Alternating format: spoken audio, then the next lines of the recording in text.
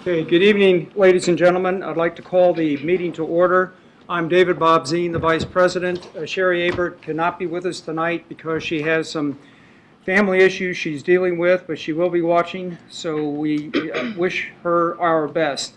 And with that, I would like to entertain a motion to approve the February 22nd, 2018 regular board meeting agenda. So moved. Second. Moved by Sridhar, seconded by Victoria. Is there any discussion? All in favor signify by saying aye. Aye. Opposed, say nay. That motion carries. And we now move on to the consent calendar.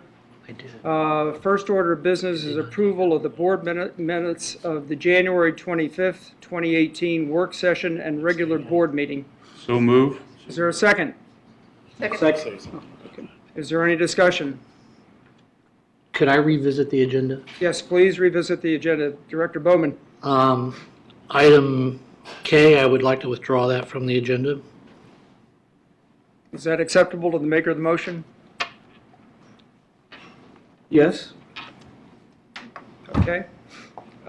Let's do that again then. All in favor of the modification to remove item K to approve the board meeting agenda for tonight, say aye. Aye. Opposed, say nay.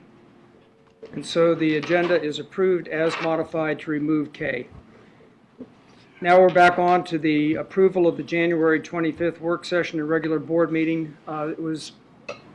Motion was made and seconded. Did that, Sabrina, did that pass? I'm sorry, I apologize. I'm trying to get your Okay. online. Can you repeat your question, please? January 25th meeting minutes, did we approve that just now? I don't No, think you we have Okay. no. You didn't take a vote Okay, on that. I got you.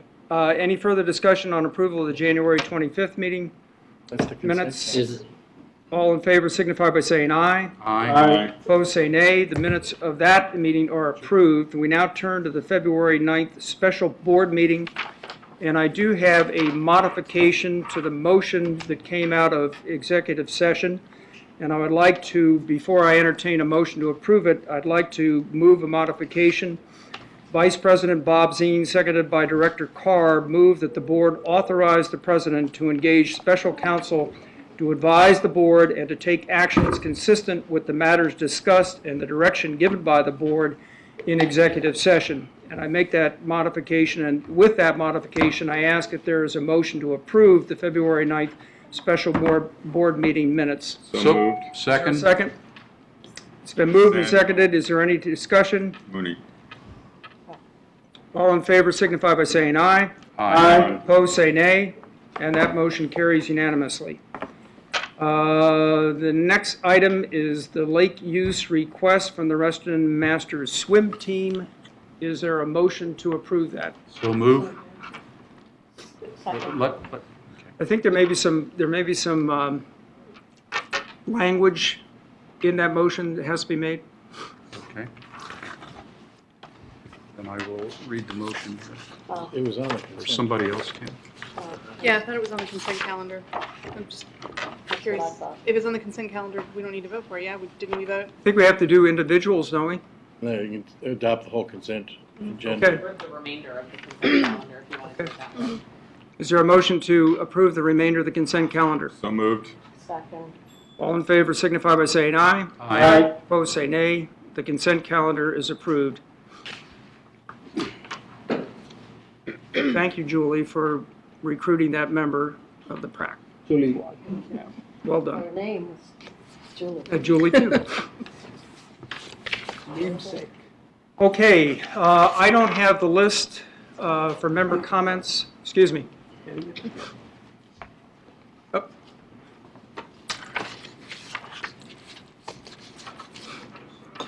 Okay.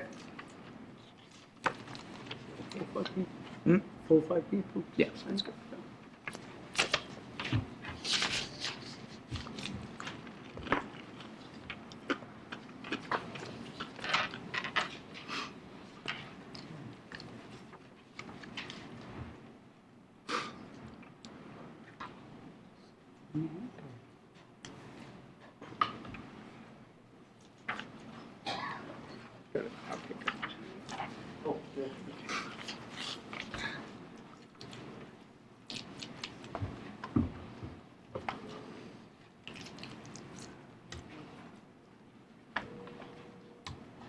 Okay, we now move to the portion of the meeting for member comments.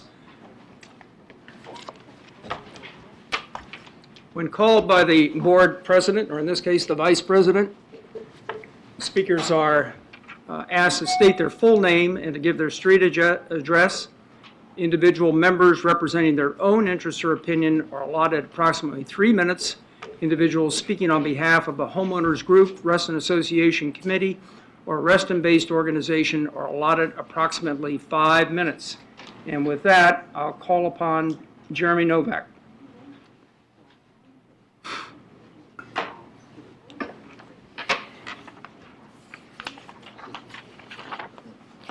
My name is Jeremy Novak. I've lived at 2005 Halyard Lane on Lake Thoreau for the last 38 years. I'm taking my 3 minutes to talk about the lake, not having a Lakes Committee and the unintended consequences of Reston's lake use policy that have been created and enforced by staff and residents who don't own properties on the lake, don't live on the lake, don't have or maintain a boat, and may not even use the lake. The clusters with lakefront property can have no more than 50% of the lake frontage taken up by moored boats. This unintended consequence is going to require 20 or more residents to take their boats off the lake. They'll lose access and direct access to the lake. In addition, there may be substantial reduction in home values of $50,000 or more for residents who do not have lakefront access anymore. Second, the definition of permanently attached floating docks does not meet the requirements of the lake. Docks that are fixed and attached do not rise and fall, do not move when the lake freezes, as well as sit on the bottom, damage the lake, and damage the boats themselves. The unintended consequences are docks that are damaged by ice floats, floating docks that rest on the bottom at rakish angles, damage to the lake bottom, and damage to the boats, as well as making them unusable for part of the year when the lake is too low. In addition, permanently attached docks cannot be moved for lake dredging. 3, motor size that shall not exceed 3 horsepower. Every manufacturer of motors uses a different rating for the horsepower or equivalent. Some motors may give the equivalent of gas horsepower. The size of the motor has little relationship to the speed of the boat. The driver controls the speed. Boats need larger motors for safety to propel 8 or more passengers in the wind with a canopy or a bimini. This requirement makes no sense. The same manufacturer, Minn Kota, which makes most of the popular motors on the lake, has changed their ratings 4 times in the last several years without changing the motor at all, just the ratings on there. The unintended consequences is that more than 50 boats on the lake have motors that are rated at more than that amount of horsepower, and many other boat owners have motors that are too small to get them home with a gust of wind or the other residents on there. 4th, docks and boats need to be maintained. Lake rules state that the docks should never be sealed after they're installed on the lake. The unintended consequences is the docks and boats are deteriorating. The docks, the wood on the boats have to be dried for several months before they can be repaired or be finished, and then they need to be refinished every year or 2. After eliminating the arsenic in the treated wood on the lake, the wood now used in pressure treating needs to be maintained more than less than it used to be. 5th, the requirements of allowing 2 boats for 8 months on a year and only 1 boat over the winter time makes no sense and penalizes homeowner. The unintended consequences is now boat owners have to be building their own boat ramps, and several boat owners are building ramps on their own property. While this when they take in and out the boat, they damage the lake bottom, they damage the boat, and it shouldn't be done that way. The good news is Reston staff are now reviewing the rules. The unintended consequences is that nobody, unless Reston Lakes, is involved in this review. There's no one who's affected by the rules, who is involved in their establishment. Nobody understands the implication of the rule enforcement and residents involved in its enforcement have many unintended consequences. The Lake Committee must be made up by Reston residents who live on the lake and use the lake and must be involved in the rulemaking. In addition, finally, all lake rules should be, enforcement must be stopped until these rules can be reviewed and changed. Thank you. Thank you, Jeremy. Thank you. Eric has joined us. I just wanted to. Okay, Eric. Hi, Eric. Eric Carr is on the phone. Thank you, Eric. Elaine Mater? Say again? We're going to the next member. We're going to the next member. Where is he? My name is Elaine Mater. I'm in Lakeside Cluster on Lake Ann. I live on Orchard Lane. I'm here tonight as an advocate for the creation of the Lakes Committee to take advantage of the ideas, expertise, and knowledge of lakefront owners for responsible, consistent, and what I think is important, data-driven watershed policies.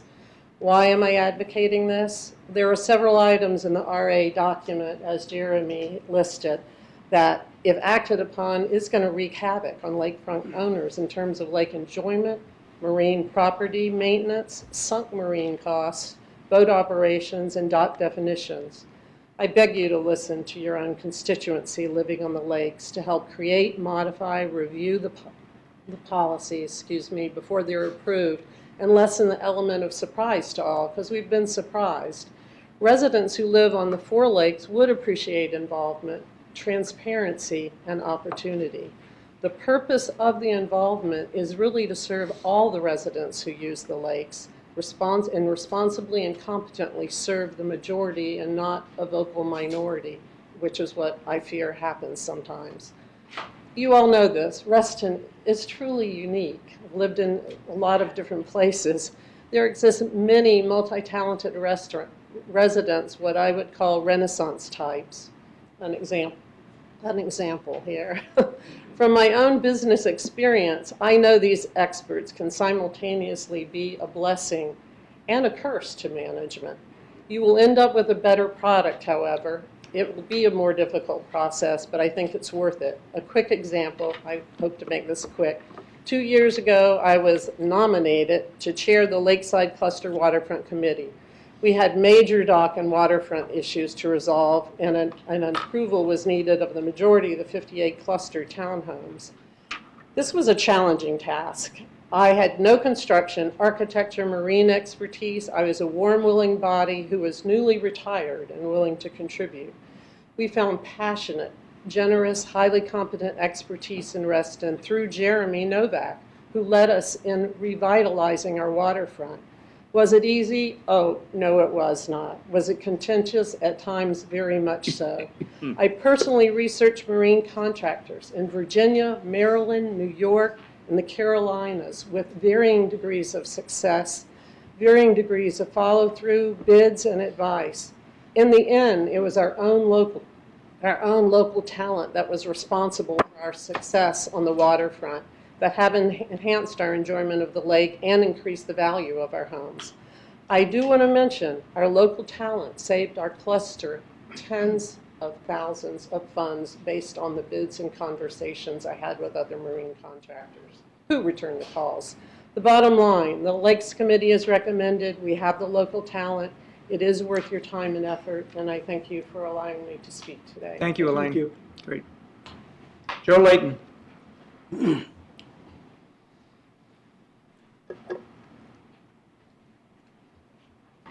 Okay, I'm Josiah, Josiah, because he asked for my full name. Layton, I live at 2033 across Lane in Reston.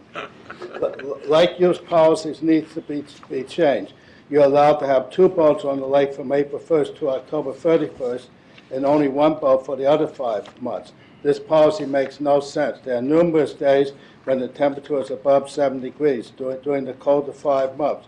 Removing the second boat sometimes causes damage to the boat, and others just ignore the rule. The lake policy says clusters and condos can only have 50% of their waterfront with their boats. Harborside Cluster has boats that cover approximately 75% of the waterfront. If this rule was enforced, about 25 residents would no longer be allowed to have their boat there. There's also a rule on motors that needs to be changed. Motors that are currently allowed make it difficult to get home on a very windy day. You go out, when the day is not windy, it becomes windy, and you have difficulty getting home if you use the boats, the motors that are approved. That's why we need the motors need to be changed. The board needs to form a lake committee represented by residents who live on lakes to make recommended rules that make sense and are enforceable. The board should put a freeze on lake enforcement until the lake committee makes recommendations that are approved by the board. That's the end of my comments, and I do not live on the lake, but I just think this thing makes a lot of sense. Thank you, Joe. James Cook?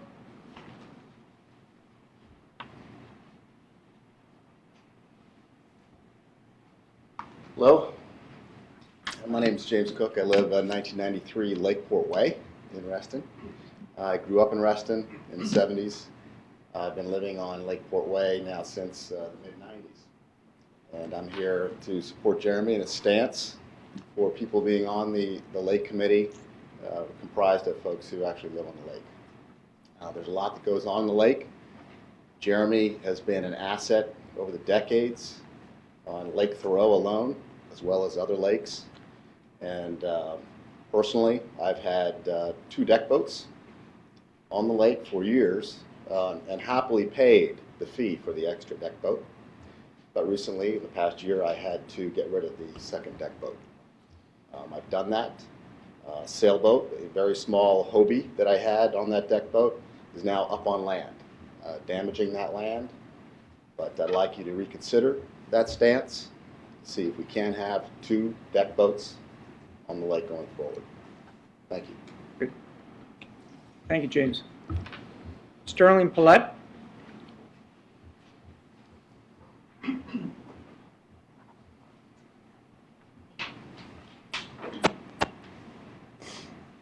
Good evening. My name is Sterling Paulette. I have lakefront property on Lake Winds Drive, 2006 Lake Winds Drive. So in the last meeting, as I was reviewing the meeting minutes, I noticed that Jeremy had submitted a complaint regarding the Reston Association's covenants enforcement process. And he requested the board's assistance in dealing with this case. So my comment is that I do believe it is essential that whatever working group or committee be assembled to address issues such as Jeremy's definitely include owners of property on the lakes. It takes a person who has lived on the lake and knows and owns a dock on the lake and boat to understand what needs to be considered when it comes to making these kinds of decisions. I won't review any of the issues that have already, many of them have already been mentioned, so I'm not going to reiterate those. I myself have lived in Reston for 45 years, but until I bought and lived on Lake Thoreau for the last 10 years, I had no idea what happens on the lake. I had no idea what lake living was all about and what types of issues come up. As a result, I'm volunteering to serve on any working group or committee that is assembled so that I can also offer my perspective. Thank you very much for listening to me. Thank you, Sterling. Julie Bitzer?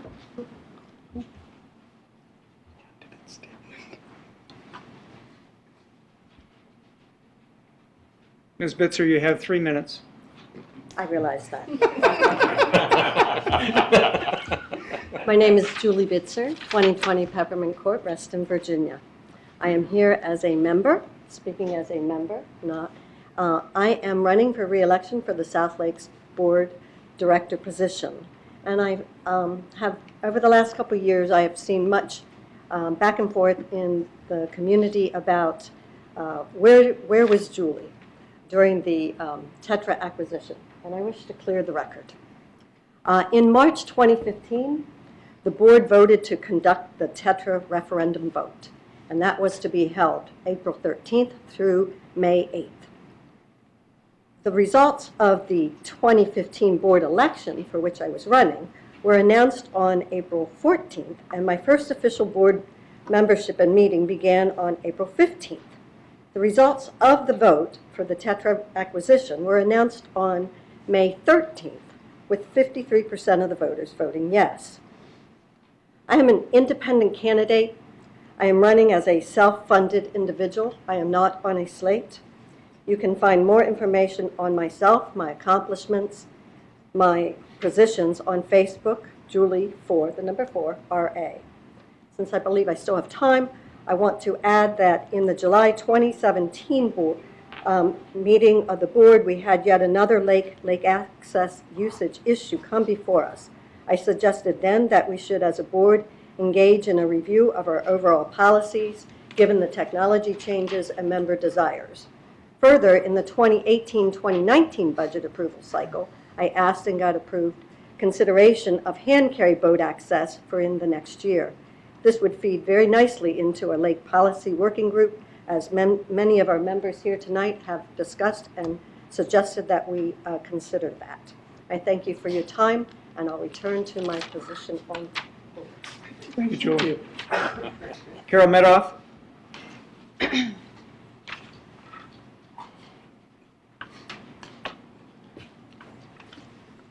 Carol Medoff. I live at 2007 Halyard Lane. I've lived on the lake since the late 70s. I've been a Reston resident since 71. I've seen a lot of changes in this community, and I've seen a lot of changes since I first moved to the lake. When we were sold the property by Gulf Reston in the 1970s, we were told that we would have free and total access of the lake. This was a compensation for having to pay the high fees of getting property on the lake. There would be no fees for boats. There would be no problem with building a dock. This was all promised to us when we bought this property in the 70s.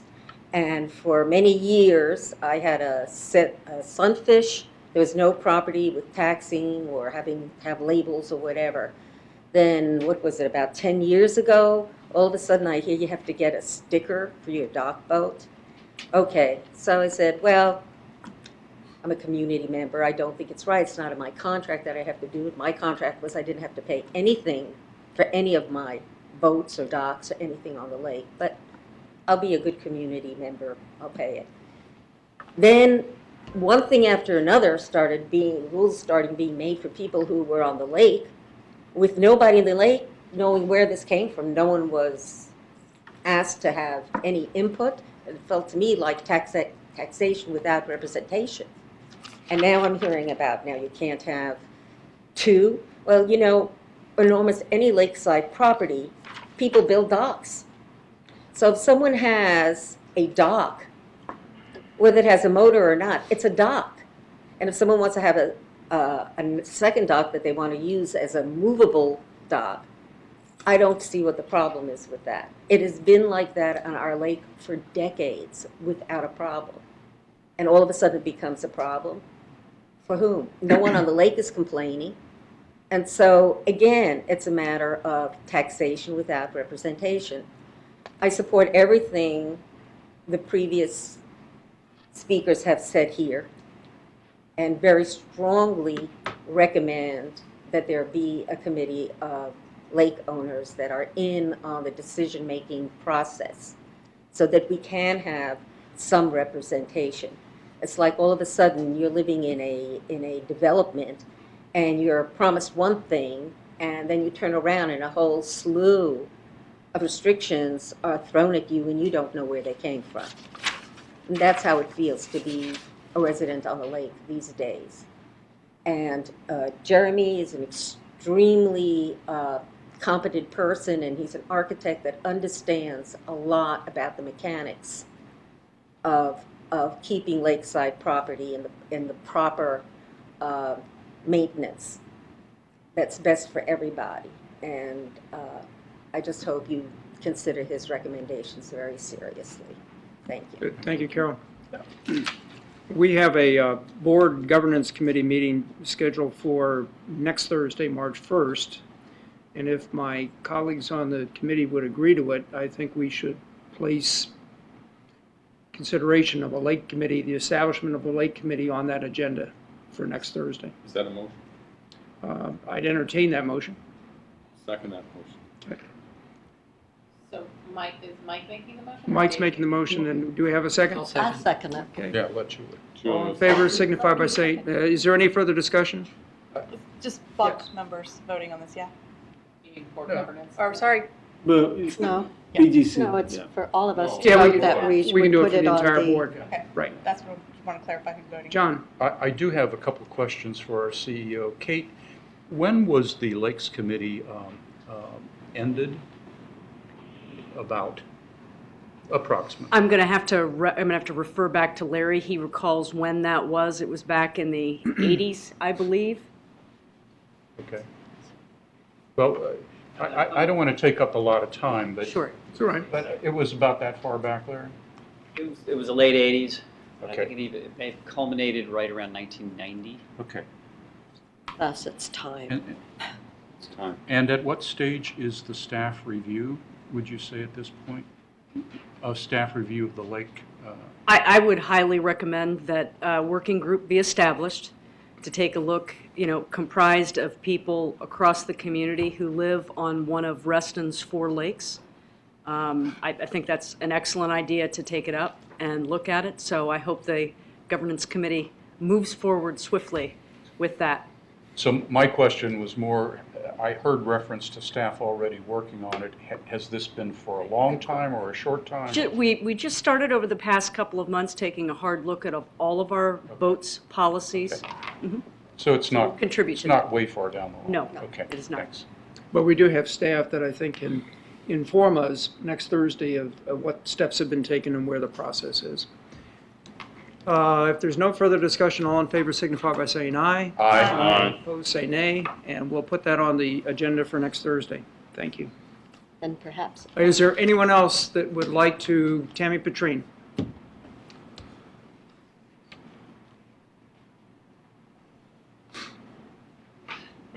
Good evening. My name is Tammy Petrine, 2503 Foxcroft Way. And no, it's not a campaign speech for RA.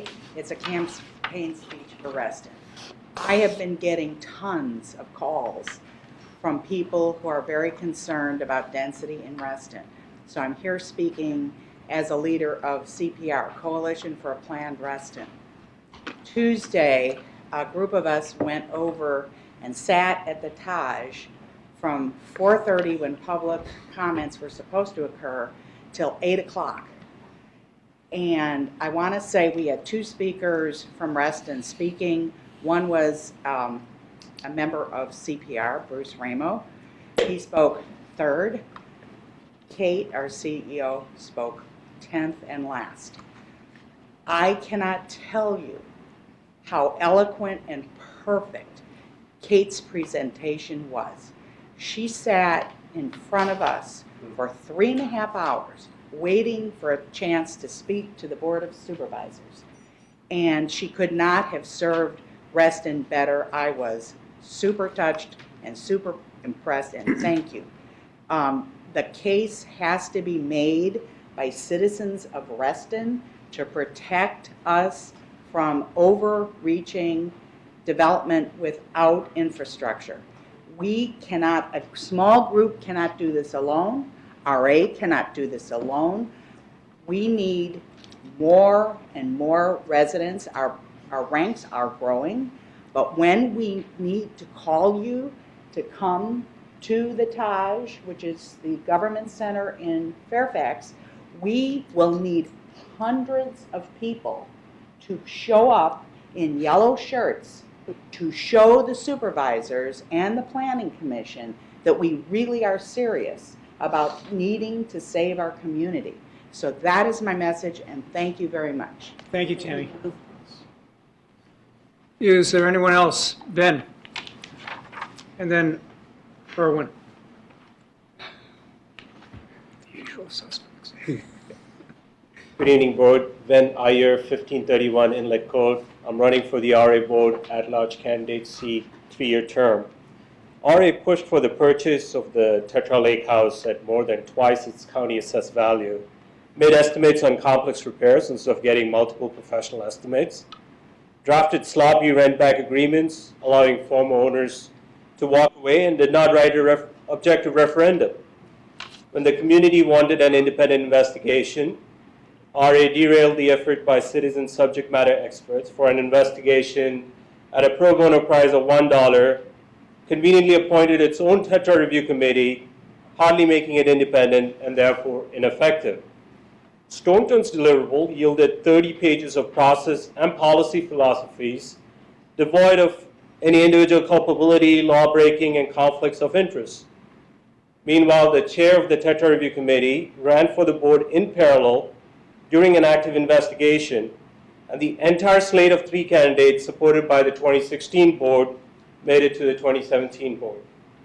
Now, the chair of the Tetra review committee, the person in charge of the pro bono effort, the presenter for item K tonight, Tetra Next Steps, have all been on the board for some months. There's so much concern in this board to give answers to the community. Why was anything further not initiated by you in the past year? For the most part, the board has insisted that the Staunton report was forensic analysis. Little has been done to give the community answers. The effective analysis by 2 members in the last meeting raises even more questions to be answered. No actions were taken by you in the past year to give members answers. If consulting the Commonwealth Attorney is helpful for the purpose, why was it not thought of so far? Why was it not done so far? In tonight's agenda and the motion, you yourself doubt if the Commonwealth's Attorney would have any action deemed appropriate.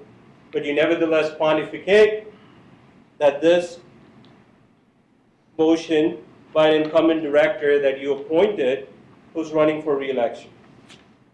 Now, the 2017 board supports in 2018 a slate of 4 for Reston as they are known, which consists of incumbent directors and candidates. The membership does not deserve poor board decisions from lack of diversity of opinion and independent thinking. If history were to repeat itself and your track record of poor decision making were tied to a highly cohesive group of candidates and directors seeking consensus, then we're just going to see more of the same. At a time when the community seeks transparency from the board, this revolving door of candidates and directors, where in the end members don't get any answers, must stop. Because if it turns out that leadership makes decisions that are due to bad math, logic, and reasoning by this much and this far, then they are just not bad at that, but at telling the truth. Thank you. Thank you, Ben. Thank Erwin? I would really like, by the way, I'm not running. You want to get up to the mic? I just want to make a short No. request, if I could. We got to hear you.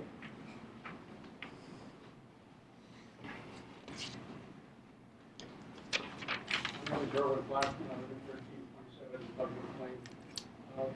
I would like to speak to the issue of the modification of the resolution controlling the use of electric vehicles on the pathways, and so I would like to speak at that point in time when you consider that resolution. Okay, that'll be fine, Erwin. We'll do that. Thank you. Okay, if there are no further speakers, we will move on to the treasurer's report, and I turn it over to Sridhar. Thank you. Yes, before you do, there was an email that was sent in to be included as part of member comments from Andy Siegel. The board's received it, so for the record, it should be included in the minutes. Topic was on the lake access. On the lake access. Correct. Sabrina, do you have that? Yes, I do. Okay, thank you.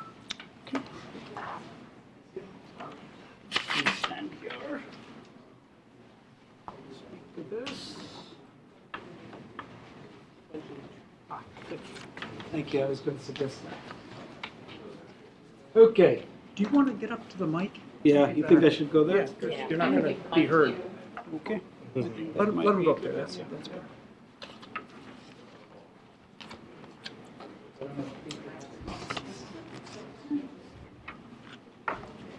Okay, good evening. This first slide is really a summary, the result summary of what happened during 2017. We had budgeted for 17.7 billion in revenues. We pretty much came close to that. There were minor variances. We'll see that in the next few slides. The expenses were budgeted to be about 15.4 million. We came in at 15.1. The triple R of contribution was 2.265 million, so that's what really made up the 17.7, and we were pretty close to that. At the end of 2017, we finished with cash of 4.1 million, approximately 4.2 million, as opposed to the 5.2 million that we had in 2016, at the end of 2016. And this 4.2 million is after having paid off the Lake House loan.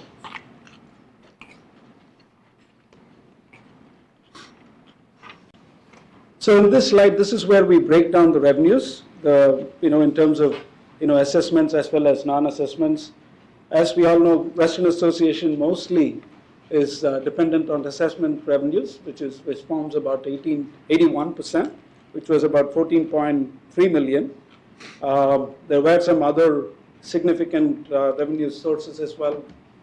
Tenants, from pools, we got about $687,000.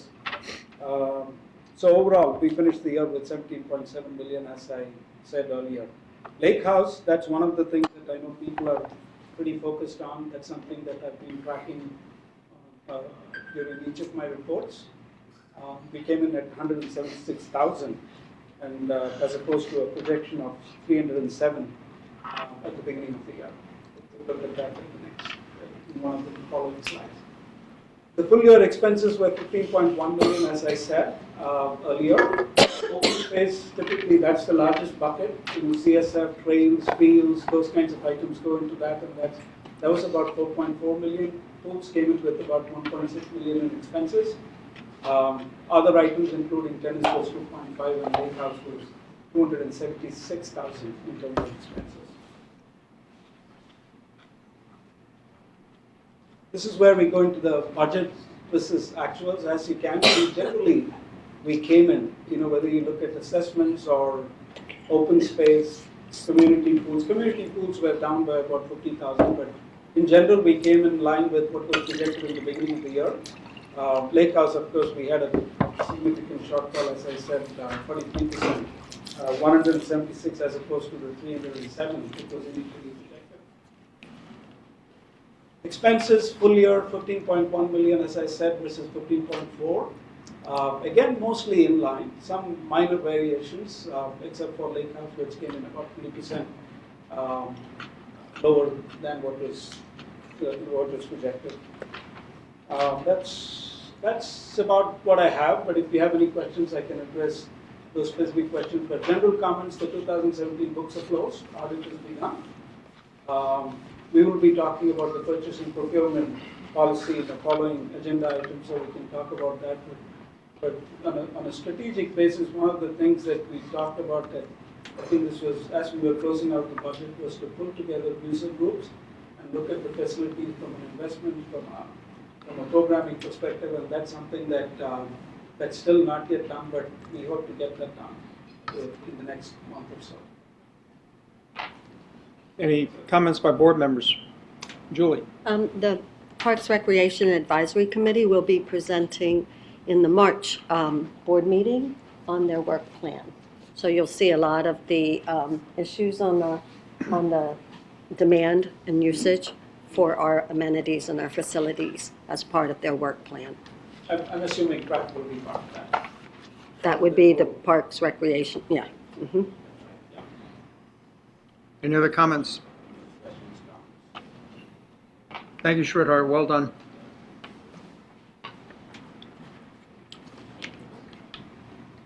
Next order of business is a report from our money manager, Reston Association, on the Reston Association investment portfolio. Mark Murphy. So I was going to review a copy of the report. Is that? Yes. All right, great. So I'm Mark Murphy. I'm the Chief Investment Officer with Rafa Wealth Management. So thank you very much for your business and in hiring us. And we've been the investment advisor since 2014. So I have a report here that I was planning on reviewing. And actually, no, is this going to? Okay, perfect. So this is an investment report through December of last year. So I'll just go over this at a high level. Hopefully you have a copy of the report there, because you're probably not going to be able to read that market commentary, pretty small type there. But I'll just go over that at a high level. So 2017 certainly was a fabulous year For the markets, U.S. stocks up about 21.5%, foreign stocks up about 28%. So really strong performance from both of those. The average expected return from the stock market, U.S. international, is around 10%. So more than double that in both U.S. and international stocks. Major drivers there being corporate earnings being better than expected. Economic news was strong, continued to be positive, and global growth really picked up over the year. And then over the fourth quarter in particular in the U.S., the tax overhaul, that also helped stocks' performance with expectations of improved earnings from the result of that. So those were the drivers on the equity side. On the fixed income side, things were up. The total bond market was up 3.5%. But certainly not to the same extent as equities. We saw a flattening of the yield curve, so what that means is shorter-term bonds saw their interest rates rise, longer-term bonds actually stayed pretty flat. So overall, the total bond market saw a return of 3%, but that resulted in it was a combination of short-term bonds rising, longer-term bonds staying the same, so those produced a little bit better return. But overall, bond market up 3%. For 2017. Just a brief cover of so far 2018. We've certainly seen a lot of volatility. So there's next to no volatility in 2017. Markets basically just went up gradually over the course of the year. 2018 started off really strong in January, and then in February things really, the bottom almost fell out there for the first week with stocks dropping about 10% over about 7 trading days. But we've since seen those markets rebound. So a lot of concern over kind of what the Fed was going to do next really drove that market volatility. So we think that's going to be our major story over the rest of the year. Is really significant increase in volatility. Last year we didn't see any days where the stock market dropped over 2%, which is very rare. There's at least 5 or 6 days every year where the stock market drops 2%. In 2011 alone, there was over 20 days. So no days in 2017. Very strange, very unusual. So we expect to see a lot more volatility in 2017, and we'll certainly be ready to act when we see that. So any questions in general about the market before then I dive into the rest of the report? Okay. So the long-term reserve portfolio, so that's the portfolio that we're managing, has a target allocation of 50% to stock and 50% to fixed income. That's then broken down further between U.S. and international stocks and intermediate and short bonds. So that's all spelled out in the investment policy statement, the targets of 50-50. And as of the end of December, portfolio pretty close to in line with those targets. U.S. equity, international stocks, both up a little above those targets, just as a result of how well the markets have performed.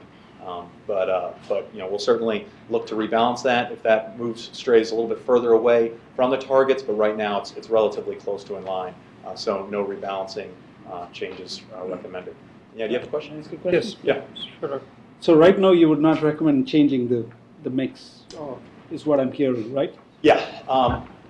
At the end of my presentation, though, I was going to circle back about that because one of the topics I wanted to cover is revisiting the target allocation. So I guess we can just discuss that now. So when we first came on, we went through a process and landed on recommending a 50-50 stock-to-bond split. It's been a few years now. And we thought it'd be best to revisit that and still see if that still made sense, see if there was a desire to be maybe more growth-oriented, maybe more conservative. So we put together a risk tolerance survey, and so after this meeting, that's going to be circulated for all the board and fiscal committee members to take that. So we'll revisit that. But just from our standpoint, a 50-50 allocation makes sense. It would be, what we'd be concerned about is if there was changes in just comfort level with taking risk, or if there's an increased ability to take risk. And so that's all driven from internally, from Reston. So we wouldn't recommend changing the allocation on what may or may not happen over the next 6 months. We're recommending an allocation that the organization can stick with over the long term and would best meet the goals of the organization. Good, thank you. Good. Okay, so then performance, and so I don't really see that. It change the percentage. Yeah, so up 12% for the past year, so a 50-50 split for the portfolio. Given its, that 50-50 split, you'd expect a longer-term return closer in line with about 5 or 6%. But up 12% over the past year, you've clearly had a very strong year, more than doubling the normal annual expectation. So gaining over $320,000 last year. So 2017 was a really strong year. So we spent that on the lake. So yeah, you skip to the next page. So go down one, I guess. Yeah. Yeah. Sridhar. Yeah, go ahead. Yeah. So one of the questions, and it would be helpful for the full board as well as members to understand, is that given that the market has moved so much in the last 1 year, right? Yeah. So you would still keep I'm coming back to the same thing, keep the target allocation the same way, just because the market has risen or the Well, so market, we commentary seems to be positive. You Right. don't necessarily move into stocks, right? That's So- what I'm hearing, right? Yeah, so we're not recommending adjusting the allocation from 50/50. We would certainly rebalance back to targets if they moved away. So there's thresholds built into the policy. So there's a 20% range above or below. That's not 20 percentage points, but that's 20% of the target. So if 50% to stock, that's 10 percentage points above or below. So if the portfolio got up to 60%, we would automatically rebalance it back to the target. Certainly if there's any flows in or out of the portfolio, or if there are funds, we use mutual funds and ETFs to deliver these asset allocations. If one of those, we have targets for all of those funds. If one of those strayed from their targets, we look to rebalance those as well. Mark, so far are the funds you're using, are they meeting their targets? Yes, they are. We made a change. It might have been, I guess, probably around last spring. So that was the last change we made to better deliver the international split between developed and emerging markets. But overall, we're very satisfied with all the funds that we're using. They're all delivering what we're hiring them for. So no changes currently being recommended there. Thank you. So if you wouldn't mind zooming in here a little bit more, that would be helpful. So this page then is delving down to the asset class performance levels along with the total portfolio benchmark. So I'll focus on that last 1 year column. You can see U.S. stock doing very well, up over 20%. Foreign stock up almost up to 30%. So both of those having very strong years. You can see fixed income, much more muted, but right in line with their benchmarks as well. So that all rolls up to that total portfolio performance at about 12.3%, I believe, 12.4%, which is right in line with the portfolio benchmark. And so that portfolio benchmark is made of each of those asset allocation benchmarks. So the Russell 3000 for U.S. stocks, FTSE All World for international stocks, and so on, weighted based on that allocations target. So 32.5% weight to the Russell 3000. And so that's how you get that portfolio benchmark. So portfolio performed right in line with expectations last year. And then just this last page is then just showing the specific funds that are held within each asset class. So you can see any flows, any funds changed. There's, for example, that Vanguard fund, we made a change in how we delivered that international allocation, as I mentioned, moved from one Vanguard fund to another, split those assets out amongst a couple funds to adjust how we deliver the developed emerging markets. We should have done it So, going forward, we don't recommend any changes to that 50/50 allocation. We work with a lot of nonprofit organizations. That's our core client base. And typically what we see is a target allocation for long-term reserves around 50/50 stock to bond. So that's very common for a long-term reserve. And again, it's something that's really driven internally. So each organization has a different risk tolerance and different long-term goals, and then as a result, their target allocation is driven by that. So as I mentioned, we'll be circulating that risk tolerance survey after this meeting. So it's a really short survey. It's just 4 questions, really getting at what are the goals of this reserve? What's the time horizon that you have in mind? How comfortable are you with volatility in the market? And then what's your tolerance for loss over a certain amount of time? So it should only take a couple minutes, but it'll really help us determine whether any changes or we recommend making any changes to the target allocation. John? So as a result of that short survey, do you anticipate what you would come back to us would be just a recommendation to keep the portfolio allocations or to change that, or would you expect some other kind of recommendation? It really depends. If the results are relatively in line with where they are now, I'd say likely they should stay put. If they are drastically different, if it's much more conservative, much more growth oriented, then I think we'll have a greater conversation is needed. So it really depends on where those responses land. Our recommendation isn't strictly on the results of the survey. There's our knowledge of what's going on in the investment world, our knowledge of best practices for nonprofits, and then just the financial health of the organization. Everything is factored into that target allocation recommendation. Okay, follow on. Maybe I should direct this to Sridhar so I don't put you on the spot. Yeah. But it's directed to you, but I'm going to talk to you. Yep. So I would be curious to your recommendations to our fiscal committee on a strategy where we have these gains, these outsized gains, okay? A strategy other than just rebalancing the portfolio to lock in some of those gains in some manner. Because if we rebalance down the road, if the market takes a tumble, we could lose some of that, whereas if we lock it in. Now, I understand the discussion of rebalancing addresses that, but I would just be curious if you guys have some creative ideas where we can lock in some of those gains for our members in a safe way that's reasonable. You don't have to answer it tonight, but that's what I would like to see come back through the fiscal Yeah, committee. I can talk to you about that offline. Okay. Yeah. Yeah, I Well, I guess. think Your the members answer- need to know that. Okay. Yeah. No, you really, unless you take the money out of the portfolio itself, away from this, right, you have locked it in. As long as you're getting out of those stocks, those kinds of, asset classes that you're holding, right? The rebalancing would address some of that. Is that what you mean, or? Because Or you're you just suggesting take out that part of the rebalancing may be to take our gains. Well, what you're suggesting Park is to make those our cash safer. position Stronger. stronger. So you Right. take it out in cash, when the market drops, the overall value is gonna drop.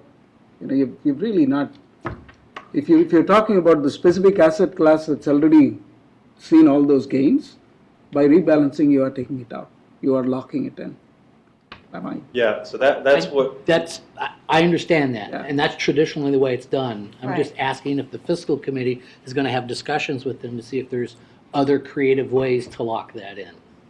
I don't want to solve the problem. We won't solve the problem now, but Okay. yes, yeah. But- Yeah, and my other thought would be, is there then a need for the dollars? Yeah. Because if that's, like locking that in would sound like there would be a need or use for them now. If there's really no expectation of needing those dollars, then I don't really see less of a need at locking in the value now. Right. And basically by locking in the value, what you're doing is moving much more conservative. Yeah. Okay. So there would be, you'd be moving to a much more fixed income heavy portfolio. So that would make sense if there was an expectation of spending down some of the portfolio over the next few years. But if there isn't any expectation of that, and the idea is just to support Reston over years to come, then I would think that just sticking to a particular asset allocation, if 50-50 is where we end up, and sticking with that, and then just periodically rebalancing, which is automatically selling from the winners and buying the losers. So you're taking risk off the table by doing that. So that would be my thought with that is if there is a need to pull from the portfolio, maybe moving it more conservative. But if that's not an issue, I would recommend continuing to stick with a strategy and not be as concerned with a particular dollar amount now. Thank you. Good. Thank you. John? To talk about that offline. Perhaps underlying John's question, but anyway, if it isn't underlying my concern or my interest, to what extent do you personally, I talked to my own investment manager on this, but do you feel that the current market is overvalued, which would make you want to lock in? Right. So, there's a lot of speculation because of the current political climate and policies that might stem from that. So how much of the gain, and I hear there's a lot of it, but in your view, in your firm's view, how much of it is truly driven by value? We think the markets are pretty efficient. I don't think they're perfectly efficient because that would be pretty hard for that to work out. But I think markets are very efficient and work very well. So anytime new information comes out, they're incorporated into values. So the big driver over the past couple of weeks was concerns that now, okay, inflation is picking up, so that means maybe the Fed is going to start moving faster with interest rates, which makes stocks a little bit less appetizing compared to fixed income, because fixed income is going to now pay a higher interest rate. So the market is constantly factoring in that new information. So we don't really view it as overvalued, undervalued. We take a very long-term view. There'll be some years which are strong for the stock market, some years which won't be as strong. But if you stick to, and if you're disciplined and stick to that a particular asset allocation, you'll be rewarded with the understanding of what that portfolio would be providing. What that long-term return expectation is. You'll be rewarded by sticking to that. So we don't get we stay away from market timing or trying to guess where the market is headed next, whether the market is overvalued, undervalued. We think the market is fairly valued based on all the information that's out there today. Now, certainly something can happen tomorrow and the markets could fall, but based on where everything, based on all the information that's available right now, this is where the market has come to an agreement on the prices that are at market close today. Those of us who've been around a while, and also those of us who saw Big Short, may have less confidence in the market simply from its own behavior. I'm more interested in a value analysis of our assets. That's the Hollywood version. Well, I mean, so the reason we've seen stocks rise is because corporate earnings, analysts set expectations and they've outpaced them, and so as a result, stocks have risen. And so that's I know what there's happens. a lot of value. My question is what more might be there, but yeah. Well, I mean, that'll be a lot to the tax overhaul and see how much of an impact that has. And so, if moving forward, if that isn't as big of a driver, we'll see stocks begin to decline. That's right. And then again, also with inflation and interest rates, I mean, there's a lot of things that are factored in. Okay, are there any further questions or comments for Mark? If not, thank you very much. Thank you. Thank you. We now move on to item G, amendments to the Assessment and Finance Resolution Number 7, Purchasing and Procurement. And I turn it over to Kate and Sridhar. Okay. Am I starting it or shall I? Please. Okay, all right, good. There you go, Sridhar. Thank you. Just take this. Is this okay? Sure. Yeah, that'll work. Yeah. Good. Okay. So first of all, I want to thank the staff as well as the fiscal committee for all the hard work that they put in to get this in place. A lot of this has been, people started implementing this, in April of last year. It's taken a little bit of time, but we've been, over the period of 8-9 months, we've strengthened a lot of things inside the purchasing and the procurement and purchasing policy. So what I'm going to do is talk about, I've got 3 slides. First one about where the policy is today, and what are the kinds of changes that we are making, and then we will look at a grid that we've come up with, with the fiscal committee as well as myself and the staff. Now, this is something that we've started. For the most part, it's done. I know Director Bowman has a couple of amendments that he wanted to be discussed at the Board Operations Committee, and that's something that we're going to consider today to see if we need to make some changes.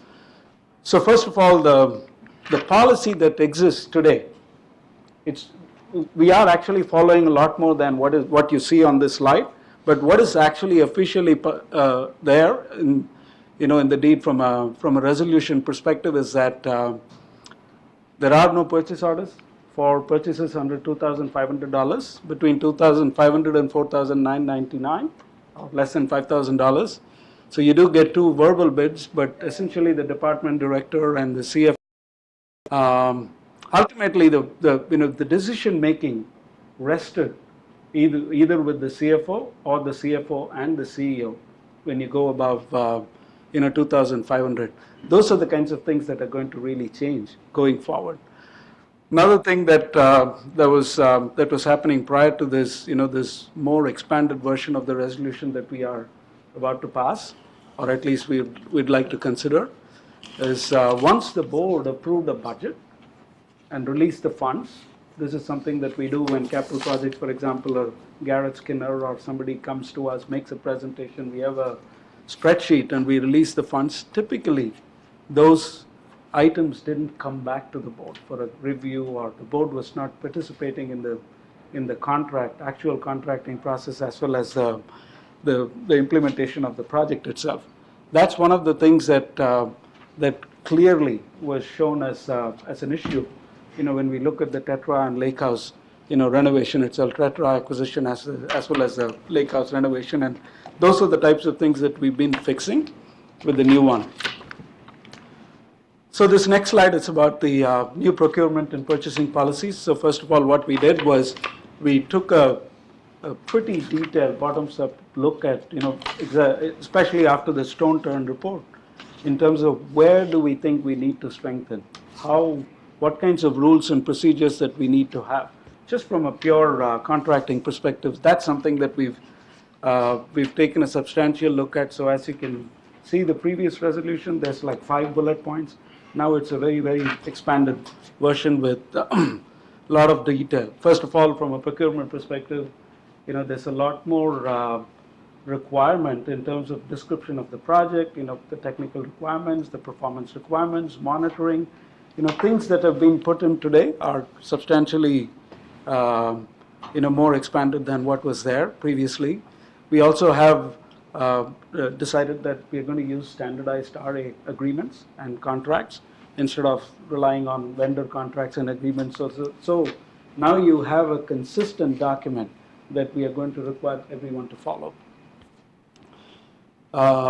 Another thing that we've introduced this time is conflict of interest statements in all of the contracts. So all of the vendors are going to have to sign that. We've also moved towards an aggregate contract value-based authorization limits.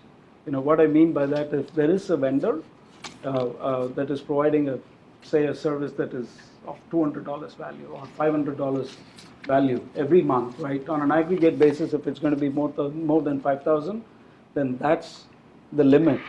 So based on that limit, it'll have to go through a more rigorous review process, purchase order review and approval process before it actually gets cleared.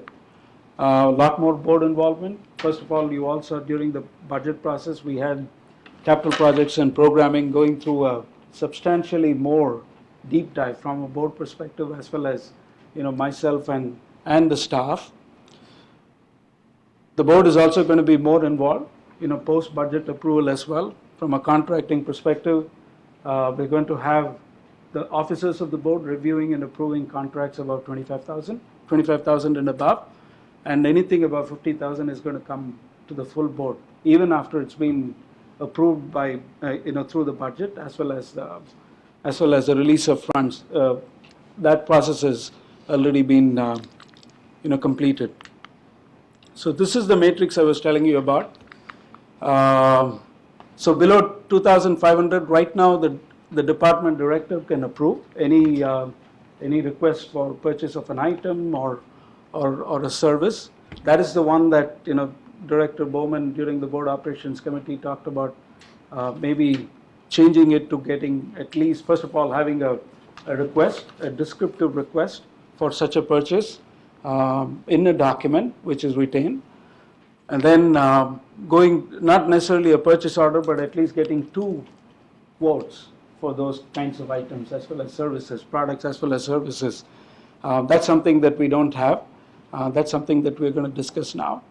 Anything about 2,500 to 4,000, up to 4,999 now, as you can see, the CFO as well as the CEO both will be approving it. And moving on, as I said, anything over 50,000 will come to the full board for a review before a contract is approved. So that's what we have from a from a summary perspective. Anybody has any questions? Yes, sir. John. I've shared with, not a question, it's more a comment, so let me be quiet. Yes, I'm listening. So I handed out, or I sent to Sridhar, unfortunately only this afternoon, 3 clarifications that I think might be useful. First of all, I should say I found this really wonderful. I had to deal in my previous job, for several years in my previous job, intensely with Arlington County's purchasing ordinance, and this shares all the good qualities that I found in the good parts of Arlington's purchasing policy. I have 3 comments, and a fourth has since occurred to me. The first is under section 1.E, written standards of conduct.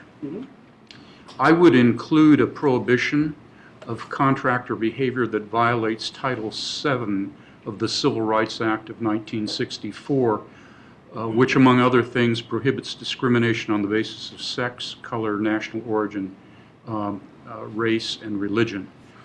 Title VII includes prohibition of sexual harassment, and I believe we need to get the right legal language because we cannot enforce the law against contractors' internal operations, but we can and must do so as it affects our own employees, because EEOC and courts have found managers guilty for not adequately protecting their own employees from sexual harassment by contractors. Secondly, section 1K, which is RA standard contract. I agree with this, but I've suggested a change in the syntax of that so that I need not read that out loud. I've shared that with you. Section 4, the sole source provider rule. I think the resolution should note who has to prepare such a justification. It's not noted there, but it says a justification needs to be written. I think we should identify who writes it. Yeah, typically it is the requester, but going forward, one of the thoughts we've had is also to get a purchasing person centralized, so we do, everything goes through a centralized purchasing person. Right. Now that person at that point would be the Sure. one. I should have said not only prepared, but also approved. And the fourth comment, which I didn't write down, is I think in my previous job, we called it an open work order. That if there is a kind of expense which is fairly routine, we actually go out for bids on that, and we get bids from different contractors, and then we contract with them for a price, and there is then an open purchase order. Do you That foresee is that? the aggregate contract value that I was talking about. Okay. So you're just saying a master contract with a not to exceed. We have a master contract, Exactly. we have a Yeah. rate sheet, right, which typically is what you're going to stick to. Okay. I did not know that was contemplated, but that's an important thing to make it efficient. So in the beginning of the year, you're striking an agreement with the service provider, like it's like a Joe's Plumber. landscape, designer or. Okay. And in those, we would assume, or not assume, we would want in those contracts, in those master agreements, that when they hit X percentage of the spend, that they notify There is us. So then we can look at it and say, hey, is this reasonable? Do we need to reallocate funds for this, or take a look at this vendor? Good point, very good point. In fact, that's one of the things that we are doing with the CSF. We have those kinds of triggers, those kinds of alerts. Almost all the things that all of the things that I've highlighted here are being followed from a CSF contract perspective. So so that was the first big contract that we got into I think it was June or July that we released the funds. But since then, we've been tracking all of them to, the kinds of things that you see here. And we'll continue to monitor. Obviously, none of these things are set in stone. So, but we will continue to monitor, make sure that we are making the adjustments that we have to make. Yes, sir. How does this address the issues that were raised in Stone Turn? This goes well beyond that. This goes well beyond what Stone Turn raised in there. Their report was more of a high-level summary of the kinds of things that we should be with thinking recommendations about. that we put. Processes, procedures, controls. This goes well beyond that. Good. And I can, So Robert or Kate can speak to that. so it codifies what was in the recommendation In much into greater practice? detail. Yeah. Okay, Much greater. Would you agree, Robert? Yeah. that's a head shake yes. Yes. Yeah. You guys did a great job. John Bowman. So, Thank you. since Sridhar threw my name out there, on the proposed amendments, I certainly don't believe that we should micromanage the staff and have our hands into what they're doing, but we also need to protect them. And in the discussion in the BOC, we talked about the issues that you raised. The question is, how do you put that kind of common sense in without going down the slippery slope of having to define every possible situation? So this was an attempt to put common sense in, but not micromanage, protects the staff. If it's an ongoing project with a not to exceed, once we have them protected and it's documented that it's a valid purchase, and we've done our quotations and we feel we got good value, then they can execute. It's only the upfront that the board needs to be there to help them and protect them. Because I suspect of the almost 6,000 purchases that the association did under $2,500, only, I bet 50 or 100 probably are the ones that fall under the category where I think we need to protect the staff to make sure that they have the documentation, because they got a lot of work to do, and they may be working with someone they already know, and so therefore they're comfortable with that. But as an ongoing basis, we need to make sure that documentation is there, because if something goes bump in the future, it comes back on the board. Okay, so I want to protect them and us. Go ahead. Yeah. Question, this resolution, this policy was put together through a combination of our fiscal committee and our CFO and the CFO staff, correct? So Yes, it was a started- collaborative Yes, activity to come to to answer the stone turn recommendation, right? Yeah, so as I was saying, Okay. in April, they had started. Because I don't want to impose, to your Yeah, point of yeah. micromanaging, I want it to be something that the staff is fully behind as Oh, well. That's why I made Yeah. those comments initially. So it was started in April, and then we started looking at, and I started getting into it in greater detail from June, I believe. Yeah, when you And then the joined. fiscal committee, when the new fiscal committee was formed, and they sat the first meeting, at the first meeting, I had discussed with them about forming groups to take specific cycles and sit down with the staff as well as me and stress test each one of them, provide feedback, and we did that in, I think, in November, December. Yeah, Kate was involved in most of those meetings as well. Right. So Good. the evolution, it started in April, I believe, and then the fiscal committee before- came in towards the end. Yeah, when before all you the joined things as were done. treasurer. Mhm. And then so we had actual packages that they could review and provide feedback on, and Right. I sat through many of those. And that's waiting for them. I do want to address your question on so you are saying that for below 2,500 as well, even if it's 6,000, you're saying that you don't anticipate a lot of items to be captured under that from a descriptive note. Well, let me fire for effect. Yeah. I don't want us micromanaging the staff when they need to buy paper clips or pens, okay? And I presume that they have a couple of vendors, a couple of office supply, that's for example, okay? Office supply vendors, they could choose one or the other. I mean, and they have an open purchase order, as you said, and the terms of the purchase order are reviewed annually or whatever. But if it's a one-off, then Not an issue. then Small. it's not. Small things tend to grow. I know. Okay, That's why the master agreement to Right. manage the aggregate. right. So The challenge is that 2,000, if you've got 6,000 invoices, how do you exercise that judgment? How do you say that it was needed for this and not for that, right? The reasonable- I suspect of that let's just take an office supply vendor. If you've got the master agreement with an office supply vendor, and let's say, I don't know how many we do, I mean, I'll just make up some numbers. You did 10 purchases with that vendor every month.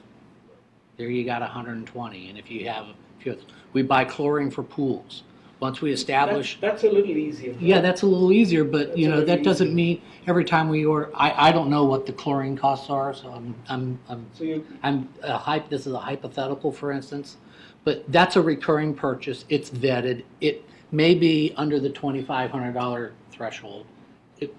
It wouldn't apply because we've already vetted it. And I suspect that the 5,900 that you have here, a lot of them are of that nature. can I ask Robert, do you have any comment on this, since you look at these more than? While he's getting up, can I just ask that when we are looking at the value of these sorts of purchase orders, you're trying to make sure that we aren't getting involved in saying what they can buy and what they can't buy, yeah? No, I don't know. Okay, so I'm trying to understand exactly what it is that you're trying to get to. Is it just simply the micromanaging? Well, I don't want to micromanage. Right. And what I'm saying is, But I want to make sure that we have processes in place so that any purchase, okay, Right. we can trace the crumbs back to the justification for the purchase. And well, do we, in part of these processes, are we coming up with like a purchase requisition form that has to be completed? But- The purchase rec form goes in, but- and then it gets tracked. And the question is, how does it get tracked so that you would be able to say, hey, But that Vic- master agreement has reached 80%? But Victoria, the point is, the point that was asked here was to make sure that we have two quotes. They can put them in the file. They don't have to come to us every week and say. No. That's what I'm saying. That's the whole aggregate thing. Yeah. So if you know that your spend with that vendor may be in that, then you have the master agreement with Right. the aggregate.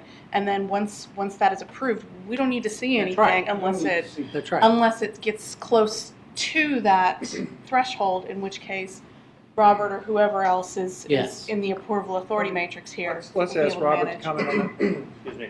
So if you look over there, it's a really kind of good summary of kind of where we are right now.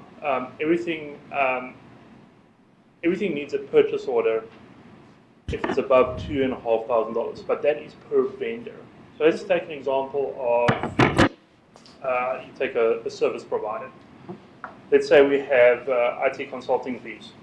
Okay, we estimate for the year we are going to have $80,000 worth of IT consulting fees from a particular vendor. What we would do, we'd open up a purchase order, we'd get the agreement. If we go through a whole RFP process, we'll go through and see which potential vendors we would use. We'd ultimately select the vendor, then we'd open up a purchase order for the amount of the contract for the year of $80,000. Now, that's not to say we're going to hit it exactly $80,000, but we may use a few hours here, a few hours there, depending on the month. Open up a purchase order, get the supporting document behind it, which would be the contract. In the case, depending on the level, we would actually get the RFP documents behind that, and on top of everything would be a memo. The memo would explain, and that's why we've got a line there for memo, explain the purchase, why we're doing it, who we've gone and got comparative bids for or comparative quotes for, depending on the level.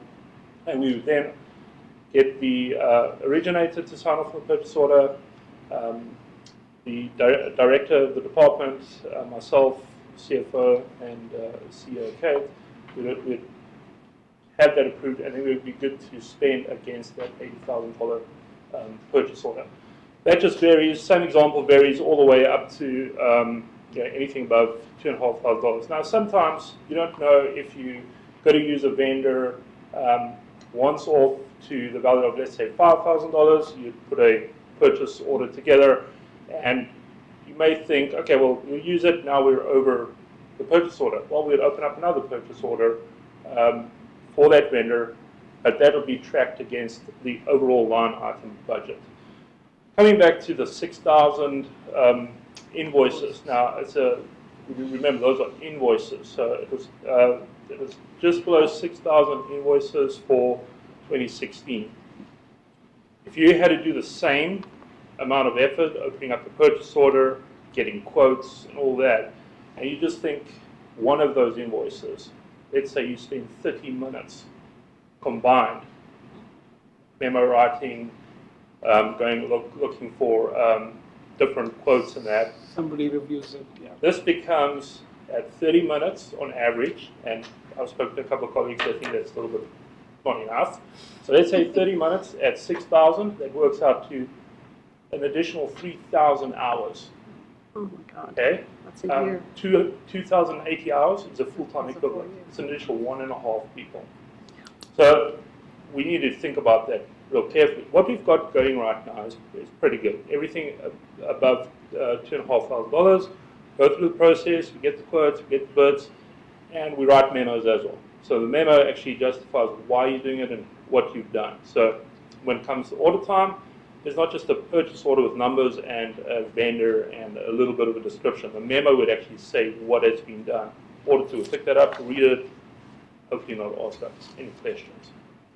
But, I mean, obviously, once we move to a centralized, purchasing system with somebody, we have a purchasing module, for example, then it becomes a lot easier to administer something like this. That is one of the things that we're going to look at next year. I got that. Right? You probably heard that. I got that. Yeah. I understand Robert's numbers, but I don't think they're answering the concern that I have. Because I'm not advocating the scenario that Robert just described as the worst case. I suspect of those 5,900 invoices, the bulk of them probably fall under a purchase value of a higher amount, so they don't require that amount of effort. So we look at 6 invoices on a contract for $50,000. Right. So while I appreciate how that could run amok, I certainly don't think that's the reality. Okay, and I'm certainly not advocating that every invoice, because I suspect most of the invoices are covered under a higher value contract. Is that the case? This 6,000 number that you gave us, Yeah, is it specifically below 2,500, independent of the others in this matrix? Yeah, that's purely 5 to 5,000. invoices. So you may have the example I threw out earlier, you may have a $200 invoice coming from our IT vendor on, a couple of hours of support for something. That may be one of those $6,000. Kate, do you have So something to the add? question is it one-off, or is it part of the It's part of a aggregate larger- value from that vendor? Those one-off. Those It's are a one-off. You're talking On about the them as- purchase order. The purchase orders are written per vendor Okay. Kate, that authorizes us to spend against a particular vendor.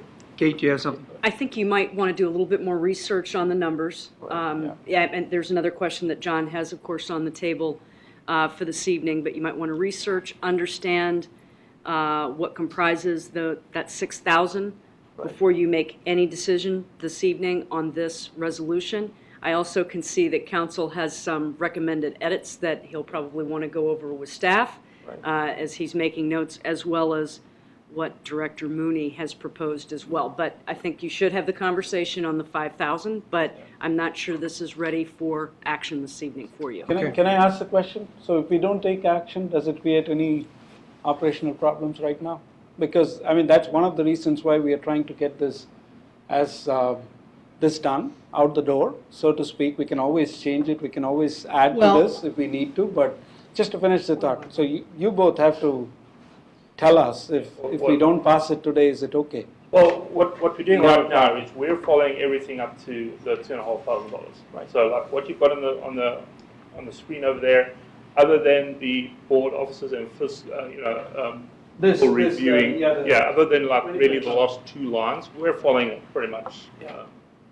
And we've been doing that shortly after the Stone Turn investigation.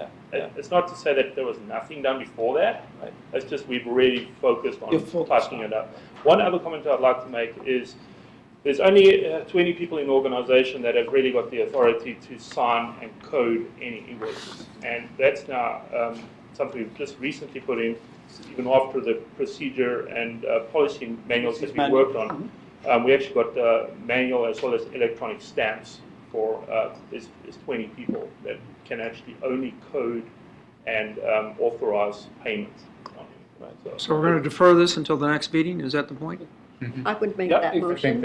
I do recommend that Director, there are too many Johns in this room, Bowman, be given an opportunity to talk about the 5,000 and his thought process on that as well, so that we have all the information to go back and you can come back again to it. With that understanding, is there a motion to good defer with that? action tonight? I did. I made the motion. Okay, you did, Julie?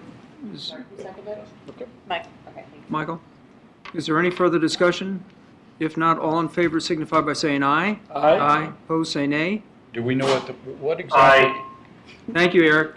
I'm sorry? Motion is to defer till next meeting. Defer till the next month. Next meeting and to do further seek the input of, investigation. And can we also make sure in the next meeting we define these terms so that we understand we're talking about the same thing? Because I know I work purely in commercial and international, and what I define as a contract and a master contract and a statement of work may be different than the folks who do state, local, and federal work. And so make sure we're speaking in the same language. Yep. okay, we're moving on to item H. Jessica Ziegler? Ziegler. Our federal people, different language. Good evening. My name is Jessica Ziegler, and I am the chairperson of the Multimodal Transportation Advisory Committee. And I understand we have two issues related to our item tonight. First would be they're split into two. One is the resolution regarding the e-bike policy, and then the other one is a general update to the board. So I wanted to see, since I know there's a gentleman here to speak on the e-bike policy, if it's the pleasure of the board for him to speak first, or how you want. Yeah, why don't we do it that way, Erwin? I would prefer actually to hear what you have to say in favor of it, then I would like to. Okay. All right. Well, on the issue, I believe you have the resolution in front of you in your packet, which hasn't changed since the Board Operations Committee. So if there are any questions regarding that, I will ask my colleague Rick Landers to come up, who is one of the two individuals on our committee who drafted the initial changes. So are there any specific questions related to? Any board members have questions? Basically, we decided that this was something that we wanted to put forward because there are the issue of e-bike and pedal assist out there. It's not so much that we want to be out there policing things. It's a matter of, so we have a policy in place as our paths are used in different ways and that we're out ahead of it. And if those people that are moving into the community that may be from other jurisdictions that have these types of bicycles more at use in their communities, that they're able to understand what the policies are in this community. So that was our general take on it. It wasn't, a policing situation. So Rick, did you have anything else you wanted to add? Yeah, basically, yeah. Could you stand up, Rick, and hit the microphone and identify yourself? Yes, I'm Rick Landers. I'm on the Mtac, and I'm also on the board of directors for the W&D Trail. So I bike a little bit. We looked at this resolution. It's actually part of a resolution. It's provisions within a resolution. It's not a policy, I guess. And so what we really did was we looked to see what the technology was out today as compared to maybe 5 or 6 years ago. And we just updated the existing policy that was in our maintenance and usage resolution. And basically what we've come up with, there are two types of e-bikes. One is throttle. So you turn your throttle, you go up to 20 miles an hour, and that's a capability that we wanted to limit those bikes on. And then the others are pedal assist, and we also had a 20 mile per hour capability. It's not a speed limit, it's a capability, a technology capability. And this is consistent with what the W&D Trail is going to do. The 20 miles an hour, we wanted to be consistent so people aren't moving into Reston on their bikes and they've got to not use their bikes in Reston. So we basically updated it. Virginia has a law where e-bikes can go up to 25 miles an hour as far as the capability, and 1,000 watts. We eliminated the wattage. We didn't see that was necessary at all because we're concerned about the performance. So that's basically what we did. Questions from the board, John? I just have a comment for the rest of the board. I mean, this ask from the MTAC to us goes in the category of, it seems like we don't go any single meeting but what we find at one of our documents that seems to be a bit dated and needs a refresh. Not to argue the merits of, in this case, someone, because I know what everyone's going to say. Okay, it's not. It's do not I. to argue the merits of should we be policing the speed people are going, but that the language we have in our resolutions is current with the standard Standard. norm. Okay. What you would typically Right. find in other Right. bike-friendly communities. Yes. And plus, I don't want to steal Jessica's thunder, but when she talks about what we need to do to advance our standing as a bike-friendly community, we certainly don't want to have dated language in our resolutions for them to find and us with. Yeah, and we benchmark with all the states' resolutions and policies that they have. And we're consistent with most of them. Some of them are go up to 28 miles an hour.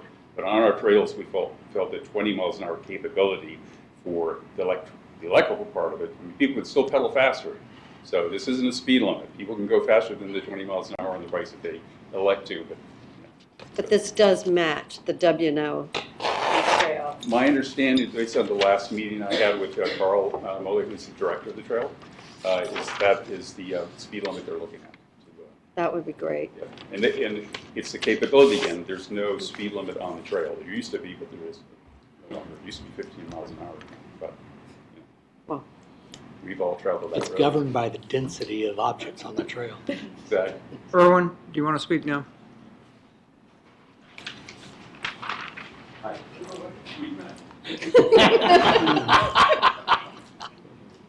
My name is Erwin Flashman. I live at 1327 Buttermilk Lane. In all of the discussion that we've heard this evening, there has not been one word with reference to safety. And I think that should be a major concern. What is driving this, apparently, is the technology development in the e-cycles and the electrical assist bicycles. That, for me, is not an answer. The trails that we have in Reston are not comparable to the W&OD. The W&OD is a wider trail.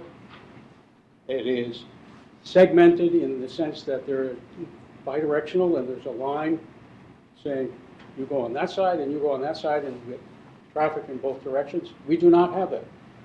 We have a trail that is narrower. We have a trail that is used principally by walkers, used by people who are older, less agile, and able to get out of the way of fast-moving vehicles. We have a lot of dog walkers. I am one of them. And I use the trails for that purpose. Dogs react differently to bicycles and to other vehicles. Some dogs, it doesn't bother. Some it does. And you can have unfortunate collisions or incidents with a faster-moving vehicle. A lot of the vehicles are used by young people. I don't have anything against young people. I used to be one. But they exercise less judgment when they drive these vehicles. And I have seen some very young people driving them. When I say young, I mean under 10. And their judgment capabilities are far less than those of someone who is 21. And yet, people who are under 25 and get a vehicle to drive on the road are charged much higher insurance rates. And we all know why. So I think for Reston, the question is not one of technology, the question is one of safety. And safety for its residents, all of its residents. And since walkers are the principal users of the trails in Reston, their safety concerns have to be our concerns. And so I would argue against raising the limits on the basis of technology and on the basis of a comparison with the W&OD. They are invalid. Thank you.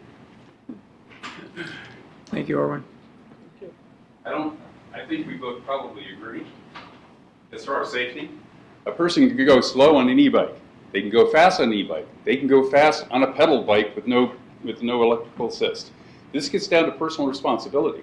This has nothing to do with the technology we're talking about. We're talking about the ability to purchase, and they may not be able to purchase bikes that are of lower technological capability. So we're just staying with that technology. You can still use your brakes. You can still call out on your left. So that's a matter of a personal, again, responsibility to be safe. Has nothing to do with what we did. And I agree with him. Any comments by board members or questions? John? I think Irwin's question is a very good one, and it's not unlike the question about are assault rifles a cause of greater injury. You know, we can say that it's how you use it, but the very technology allows greater harm to happen.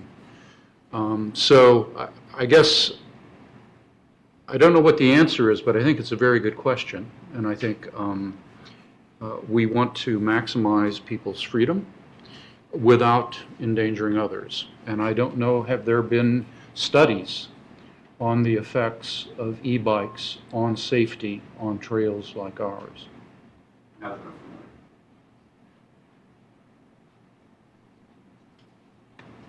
Yes, ma'am.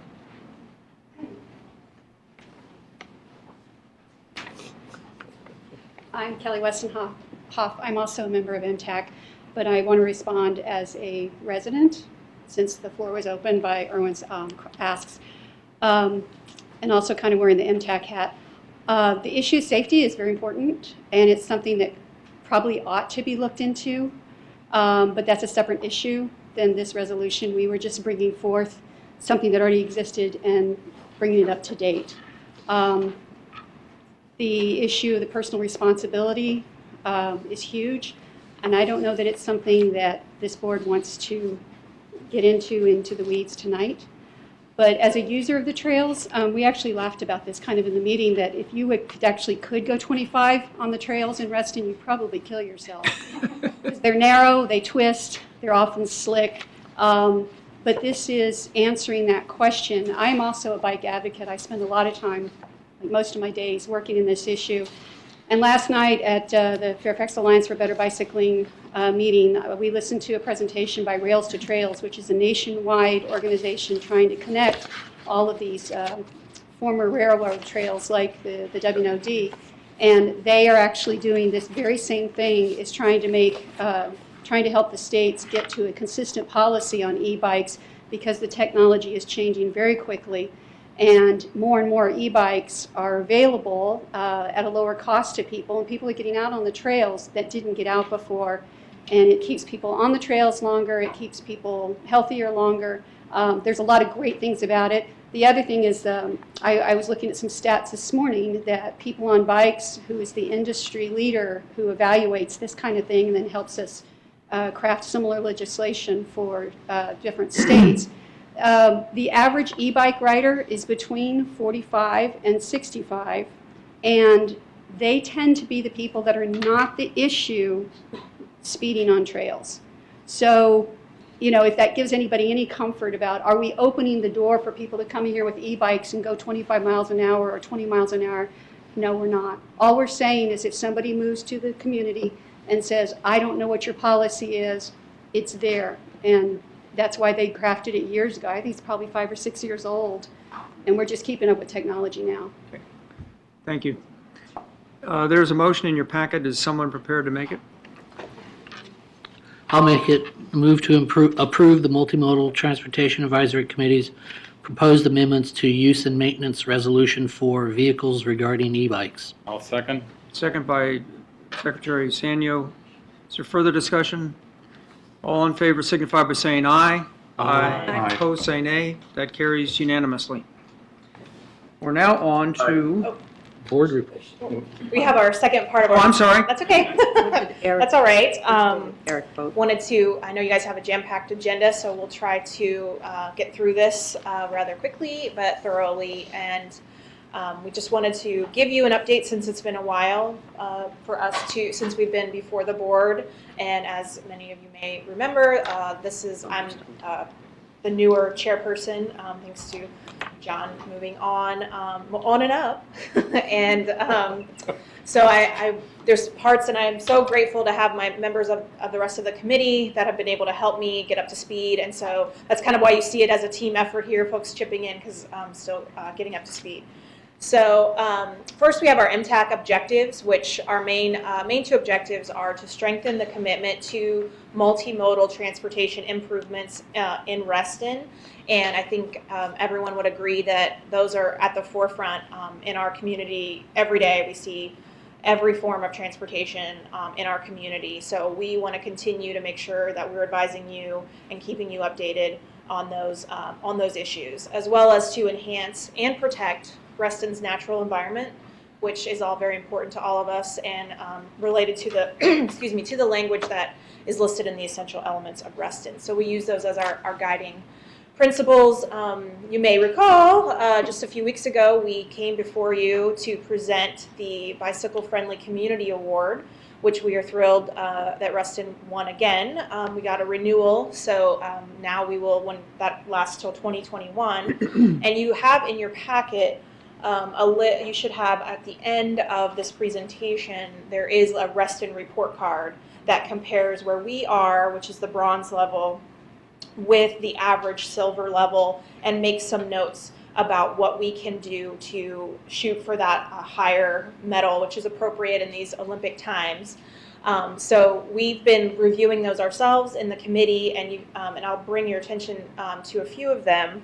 I actually only have the electronic version on my phone since I ran out of the house without my extra one. But looking at how we measure up well for where we are in the bronze level, but we also have a lot we could be doing, and I'm going to touch on that in a few slides. So kind of going along with all of our accomplishments, I wanted to touch on kind of the highlights of what we've been accomplishing these last few years. First, it is our hope that we have been advising the board on the development impacts in our community. So I know you all have seen it. I know all of the various entities around through our level of governments are seeing all of the multiple applications in this area because of development. We are doing our best to keep ahead of things and give our comments on various things. We've given comments to the Reston Town Center North application.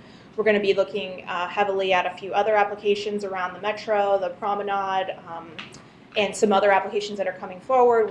We're weighing in on those, working behind the scenes to give our remarks to make sure that those applications know the bicycle, pedestrian, transit implications for the members of Reston Association. And so in that we're going to meetings. We're going out to we have members that serve on the RNAG, on going to various alphabet soup of meetings that we all know, and I'm so grateful that we have great folks on Mtac that are able to kind of tag team and each hit the different meetings. So we've been doing that to voice concerns of Reston members to make sure that we're being heard. The trail marking initiative, while that was something that had been previously funded and had been on the books for a while, through Mtac's advocacy and kind of bringing it back to the fore, we've been able to get that accomplished, especially I believe on the Pink Trail was the most recent one. Obviously the e-bike policy right before you tonight, no need to elaborate on that. The grant funding, that's been something that's picking up a lot, and we want to continue to go after those. We became aware of a grant about 6 weeks ago, or maybe it's been maybe 2 months ago, the Dopplet for Family Grant, and we were able to work with Nova Parks. It ended up just working out that we support there with WNOD, them going after the grant, so we supported that letter. You all were supportive of us going with that letter, so that ended up being one major accomplishment that we're moving forward on being able to identify funds. There's also been a couple other grants. Just today I got an email that Metropolitan Washington COG is going to be, they have a different grant related to providing consultation and infrastructure advice to localities, which Reston Association may be able to apply for. We're still getting the information on that. So we've had that, and then there's a third one that I was skipping my mind at the moment. We weren't able to apply for that because of the quick turnaround, but we are out there looking at those things, and it's something that we, as you will see later in the presentation, we need a little bit more of a leadership role from a staff entity to continue to pursue those types of things, but we have been accomplishing that. The bike rack installation, we've been advising on that at pools and other local businesses, just kind of giving an advisory approach of where those could be helpful. Events and outreach, everything from the Tour de Lights, which was just right before Christmas, and to supporting Bike to Work Day, making sure that we help bring that awareness to the community that those types of events are happening. Just the list is seemingly endless of types of events that are happening in this area related to bicycling, pedestrian, or other type of transit opportunities. And our Mtac is very proactive in making sure that Reston is a part of all of those entities. We've also been called on to answer member questions about commuting, and for folks who may be wanting to know in the community, how do I get from here to there, what can I do if I want to bike, those types of questions. We've been able to provide answers. Sometimes they just get funneled through various people and end up in one of our inboxes, and we're able to answer those questions.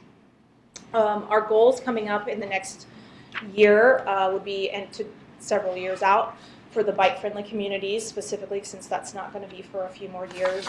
We do want to shoot for the silver level. So that's a big goal. Also continue to pursue grant opportunities and advise the board on the various applications and policy that are affecting Reston Association and all of the transportation issues. We do hear a lot in our committee, and I'm sure during this presentation and the times you've seen my face have been a lot related to bicycle issues, but we want to make sure that we're hitting all the transportation issues and how they affect members of Reston. So we're going to be continuing to do that.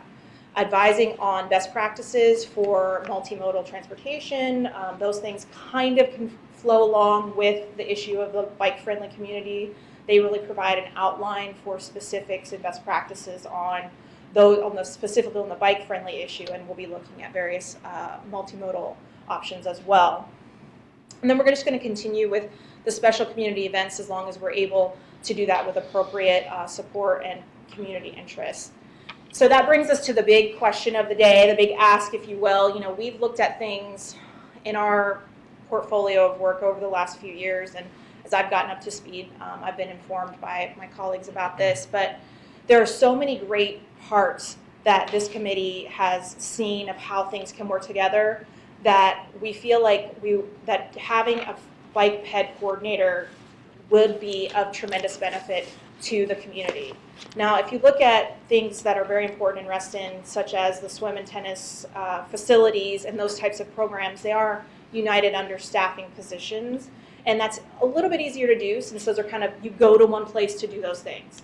With biking and pedestrian use of our trails, those things are some people do them on their own, and some people have a more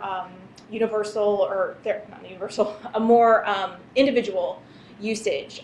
So that I feel like that makes it a little separate, but we think that uniting these types of events and safety issues and grants and those types of things under one position in some way would be able to help unify all of these interests so that we're not hodgepodging everything on this very hot topic of multimodal transportation. So this, with the coordinator, they would be able to help pursue the grant opportunities that sometimes we don't have the information for because we're just volunteers. We don't always have the detailed analysis that some of these grants require. Outreach education, we definitely do what we can. Being able to have someone who's in a more professional capacity can provide that at a more professional level and highly educated level than perhaps we can. Coordinating the events, as those are listed in the PowerPoint, that obviously would be an assistance, and just to be a continued liaison between our committee and the county. It's my understanding that the county position on bike ped is still vacant. Is that correct? Yes. So that type of issue, needing someone to be a liaison between the folks who are using the paths and using all of the different types of transportation available and the government functional side of things. That's where we see. And then obviously Go for Silver, they would be a tremendous asset, not only in getting that level of the silver level of bike-friendly communities. That would be a plus for both us and for when they're evaluating us in 4 or 5 years. Jessica, is it a requirement of the silver to have such a coordinator? It is not necessarily I don't think it's a requirement per se. My understanding, and when I looked at the sheet, and Dan is not here, who was the guy who did all of our work on this, it is, they have like an average, like a standard, and for silver, it's having one staff position per 91,000 people. Like, that's the target. I think they do assign you, you can kind of get points in other places where you may not meet that standard, but you meet others, and so you get silver. But that is the standard that they set out. The average silver community has one paid staff person per 91,000 people. Okay, thank you. So that would fit in, obviously with Reston. Julie? So, I can speed through this really quick if that's more. I feel like I'm taking. No, can I ask a question yet on this section? Absolutely. You mentioned that you all answer a lot of questions and kind of I wouldn't outreach. say a lot, but I say that it happens. Okay, outreach and whatever. Yes, ma'am. But I didn't get the sense that is captured anywhere, that other members of our association who might have that same question, like if I'm sitting here thinking of frequently asked questions. Somewhere on the RA website, if somebody was interested in kind of like, tell me more about bicycling in the Reston community. And I don't know whether or not we've done magazine feature, if we have Friday e-blast. I mean, we do, there are various, just as a member, I noticed, there are things that are out there, but obviously having a bike coordinator who can pull those blurbs specifically from, I know, for instance, when I saw the person the advertisement for needing someone for the Metro Citizens Board, that little blurb was put out. So I think that there's some of that, but in terms of us formally saying, here's how we answered this, that I don't believe that connection is there. But I think we can be predictive and we have enough lessons learned that we know what the questions will change most of the time. So we could develop that pretty easily, I think. I'll fly through the rest of these, and that way I know you guys can ask each other your questions. So again, having a bike ped coordinator would have tremendous benefits for the community from the member services, improved safety, which was brought up tonight. That would be able to be someone that would have those studies related to e-bike. And they would be that because that's their job and that's their their detail-oriented function. Also pursue the funding, all the things, and also build on our reputation as a healthy community and our high quality of life. As a young person, that I have a 2-year-old daughter. My husband and I, living in North Reston, that was a major part of us moving here to this community, was the fact that it is a very healthy, active community. We got engaged on the WNOD trail. So, that is something that I think we want to keep building on, and I'm sure that you all share that. So at this point, I will just open it up to any other questions, and thank you so much for your time. Michael? And then Victoria. Yeah, excellent presentation. Very much support the work of your committee. What would it take to get silver? Well, that I would direct you to the one-pager that's at the end of your at the end of our section in your packet, because there's a list that's not, you can't necessarily say tick for tack, like that's exactly what they will look at, but the recommendations that they provided for us, which I have in my, I'm sorry, I had it on my phone, unfortunately. You can look at the average silver and how we compare. One area, that we're significantly lacking is just the lack of bike lanes on high-speed type roads, which that's not a function of, Reston Association, but there's probably a list of 10 types of things we could be doing, and those functions, achieving those, a bike and ped coordinator would be able to liaison with the county and kind of push those things where we're not necessarily able to do, because we do our best to work with them, but we're obviously not, it's not our number, one day job. So I can point you to the various things. From one area we scored rather low in was our bike connectivity with the outer area. So that's something that we continue to work on when we see these grants of how can we connect Reston's interior trails with the outside regional areas. John, I feel like you have something.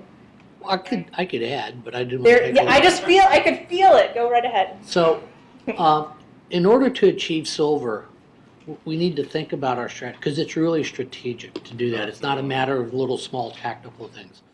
there's a lot of tactical things we could do, but they need coherence. They need a glue with them, and that's what the committee feels. Because, you know, given our standing with the state and the county, you can, however you feel about that, you know, there's not a lot of engineering we can do except on our own trails, okay? There's little, but we can do a lot on education, we can do a lot on encouragement, we can do a lot on creating an environment to encourage more people to commute. And those are things that are kind of soft, but they require some overall vision to coordinate, because it's going to be a lot of little things pulling on that rope.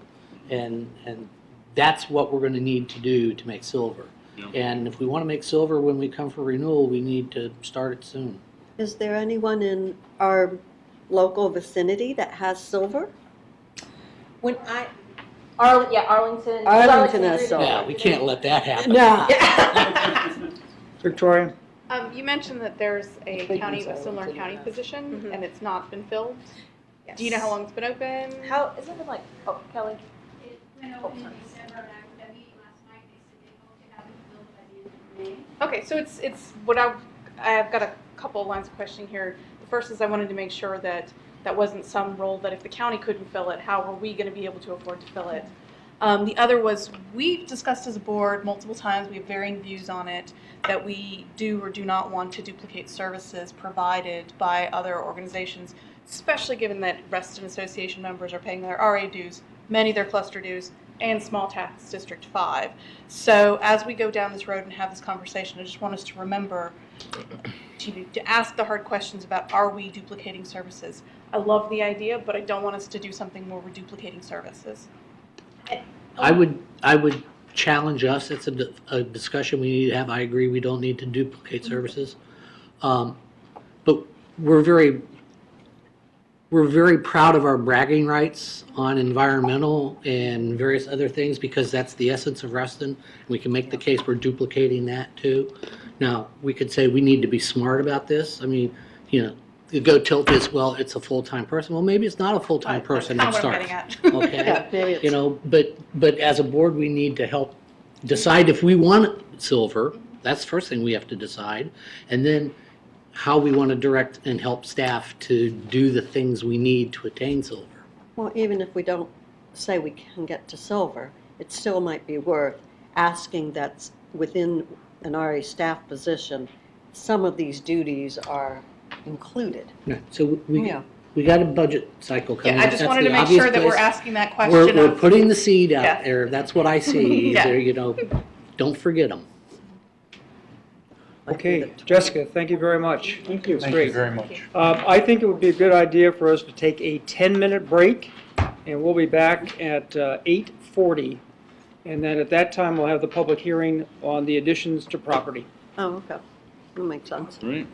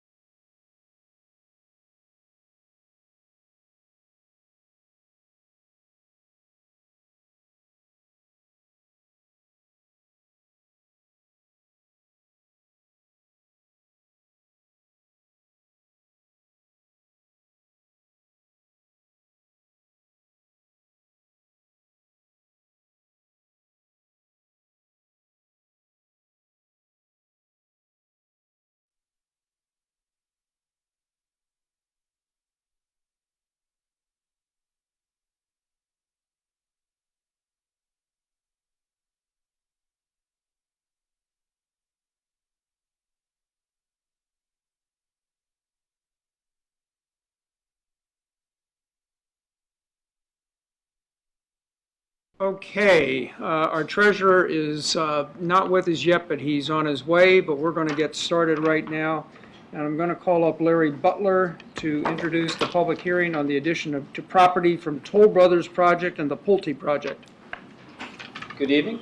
I'm going to just do a brief overview on the projects that are waiting for the public hearing tonight.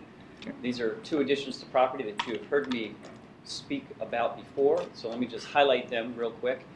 First of these is a Toll Brothers project called Valley and Park on Sunrise Valley Drive. It is off at the intersection of Roland Clark Place and Sunrise Valley, across Roland Clark Place from the Seekus Homes development Sunrise Square, which this board had prior approved for addition to Reston Association. That is the location there, and this is the layout of the 54 townhome units that Toll has proposed, and actually they have their site plan in with Fairfax County at this time. And I want to also state that at the request of the Board Operations Committee prior, both Toll Brothers and Pulte were at the Design Review Board just this past Tuesday night for an information review. Again, it's information or courtesy review because they're not subject to the RA covenants as of yet. And then after the hearing, should this board approve the additions to those properties, at the time that the sales of all those units are complete and they're all individually owned, fee simple ownership, any future changes would be subject to the Design Review Board and the RA covenants. So just to highlight that aspect. The second one is the lofts at Reston Station. This is the first project over on the east side of Wheelie Avenue between the Toll Road and Sunset Hills. Gives you an idea of where that is. Here's the highlighted site layout. What this shows is the future development there. Just about everything to the left of that, on the left side of that image, is the JBG EYA Chevy Chase land project called Midline. Most of that, which is going through review at Fairfax County at this time. Here's a picture taken this morning from the top of the Helmut Jahn building. In the dirt in the background to the left is the Pulte site already under construction. Just to give you a little perspective, Toll Road's just over on the right there, Tyson's in the distance. The dirt is the new one? That is the Pulte project. So they're, again, whether they get added into Reston Association or not, they are underway, actually doing utility work and some grading right now.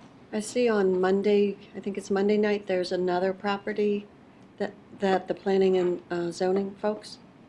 There are two projects. Thompson? There's Thompson Holdings, which is Lake Fairfax Business Park, which is outside of the Reston Master Plan boundary. Right. Is that the hotel? That's the hotel. That's down to the left of this. Okay. Totally out of the picture. And the other one is the Comstock development, actually from where this picture was taken. Oh, it's timing out for just a second. So that's an overview of the two projects. You have information in your drop boxes with respect to some of the things we'll talk about in executive session later this evening. And if you have no questions, I suppose you could go ahead and conduct the hearing. Okay, we'll now have the public hearing. Is there anyone present that wants to speak to these projects? Seeing and hearing no one, I will close the public hearing. And at this point, land use update. Did I make a comment? Pardon? It was great that they came and presented to DRB. I thought that was very good and informational. And especially the fact that the DRB folks said, look, if you guys are going to do any more development in Reston, you might as well know now kind of what we would have said had this project come to us as an original, under our guidelines. So I thought that was a nice way of them to be able to say, we expect to see more green, we expect to see more access, et cetera. Okay, Larry, then we'll come back to this after executive session. So at this point, do we go on to the land use update? Yes. So what I want to do is, I'm going to do a couple things, and then I'm going to turn it over to Kelsey so she can get out of here, and she's got a very early flight to California. So going to talk real quickly about Reston Town Center North. Real briefly on the PRC, and then Kelsey's going to talk about some land use coordination efforts, the website, and then also the building repurposing amendment. So just real quick, Reston Town Center North, again, large project, about 47 acres, subject to the Reston Association covenants. They also came to the Design Review Board on Tuesday night for an information presentation. And as you've heard me say before, a much different application than what the Design Review Board is used to, because there's, at the particular stage they're in, which is essentially establishing the grid of streets and the streetscape and the development blocks, there is no architecture. So the actual scope of the DRB, I wouldn't say it's somewhat limited, but it's very specific to what was in front of them in the grid of streets and so forth.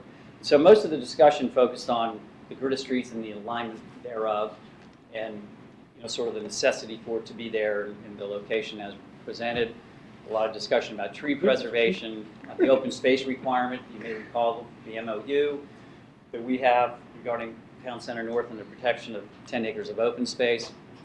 There was a fairly good presentation and discussion about the Central Green, which is really the central urban park that runs north-south.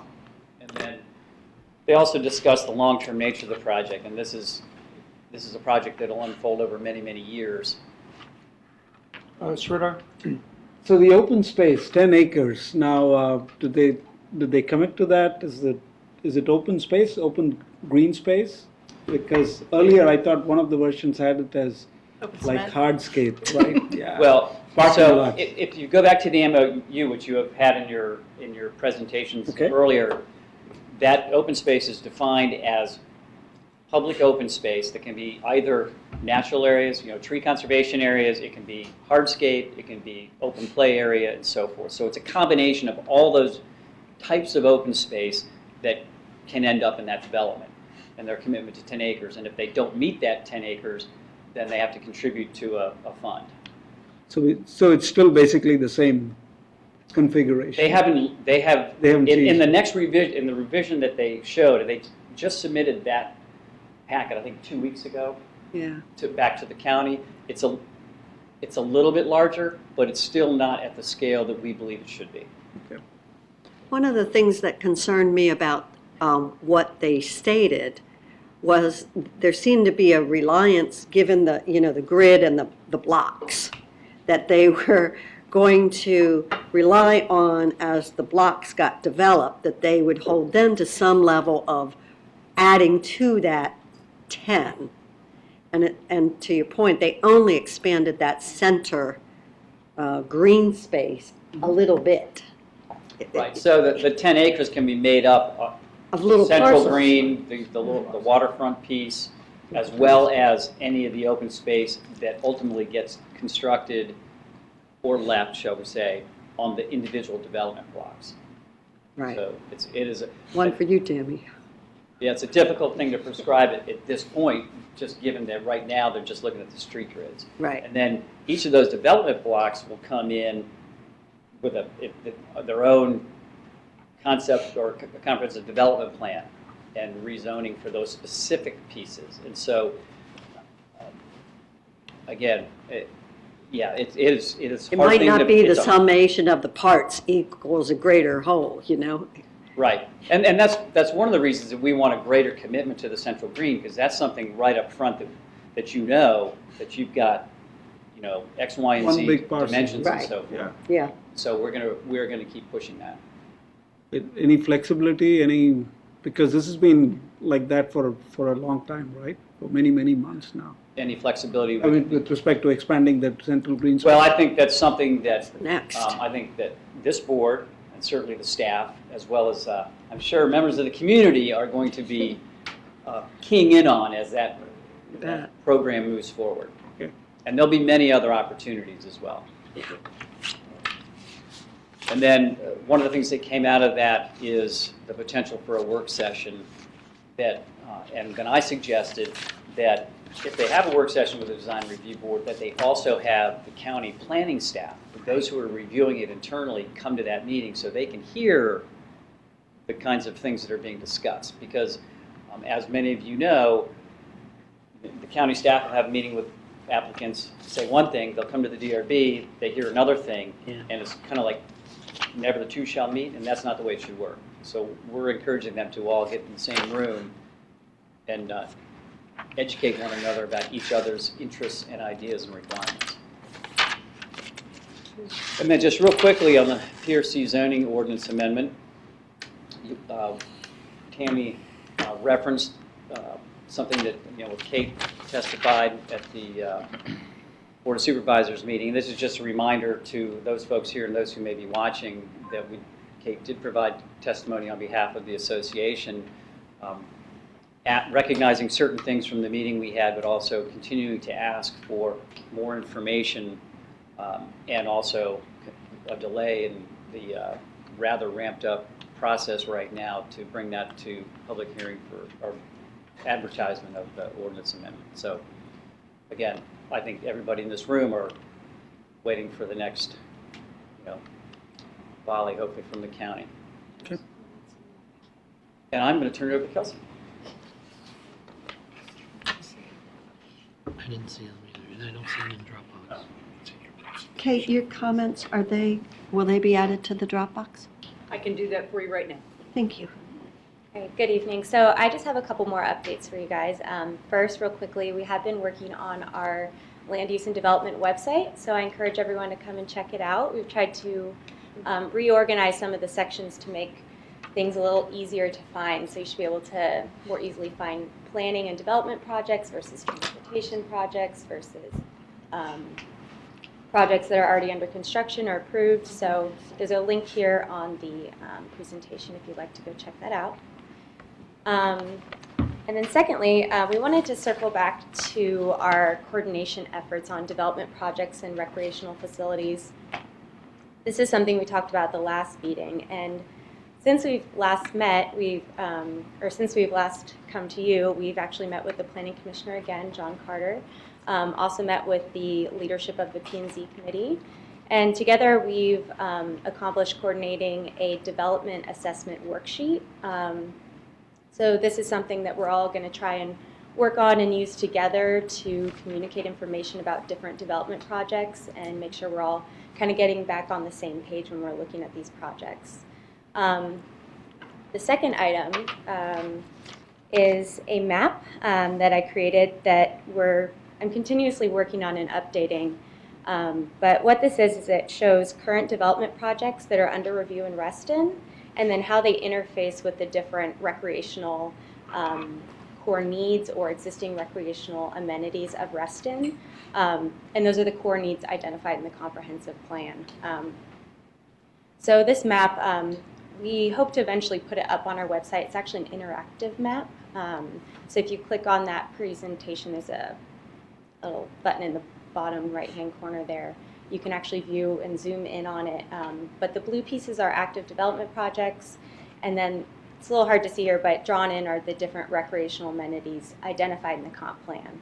And with this, we've shared it with the Hunter Mill District Planning Commissioner, as well as P&Z, Jared and Rob, the committee chairs, and we're going to do a P&Z presentation and kind of present this not only to the committee, but also to the developers and even county staff. And what our goal is mostly to impress upon them kind of what sort of opportunities there are for these current projects when you zoom out and you're not just looking at them on a one-by-one basis. So hopefully it can help us move forward on getting some of those items that we need.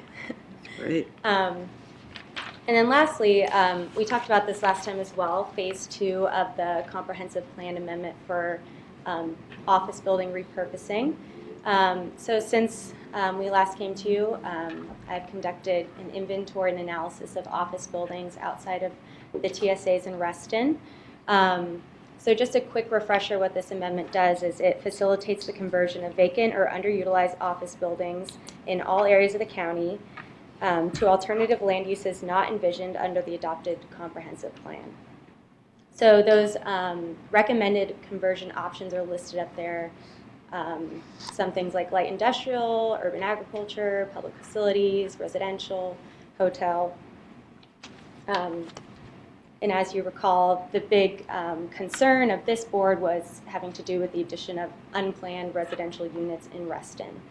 And back in phase 1, that was a concern for the TSAs. Actually, let me record here. So circled there, those are the office land uses, and as you can tell, most of them in Reston are in the TSAs.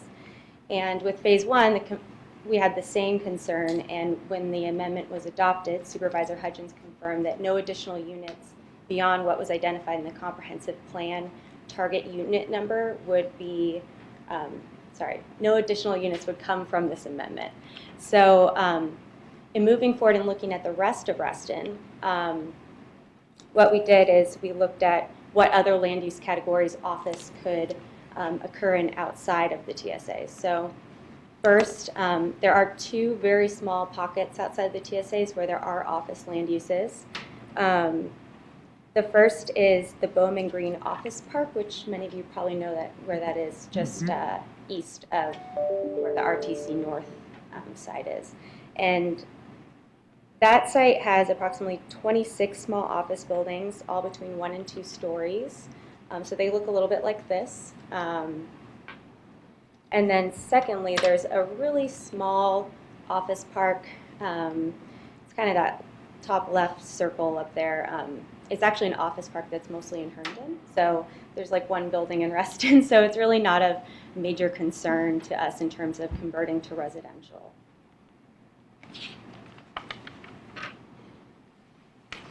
The next land use where office is possible is convenience centers. So I just circled 1 there.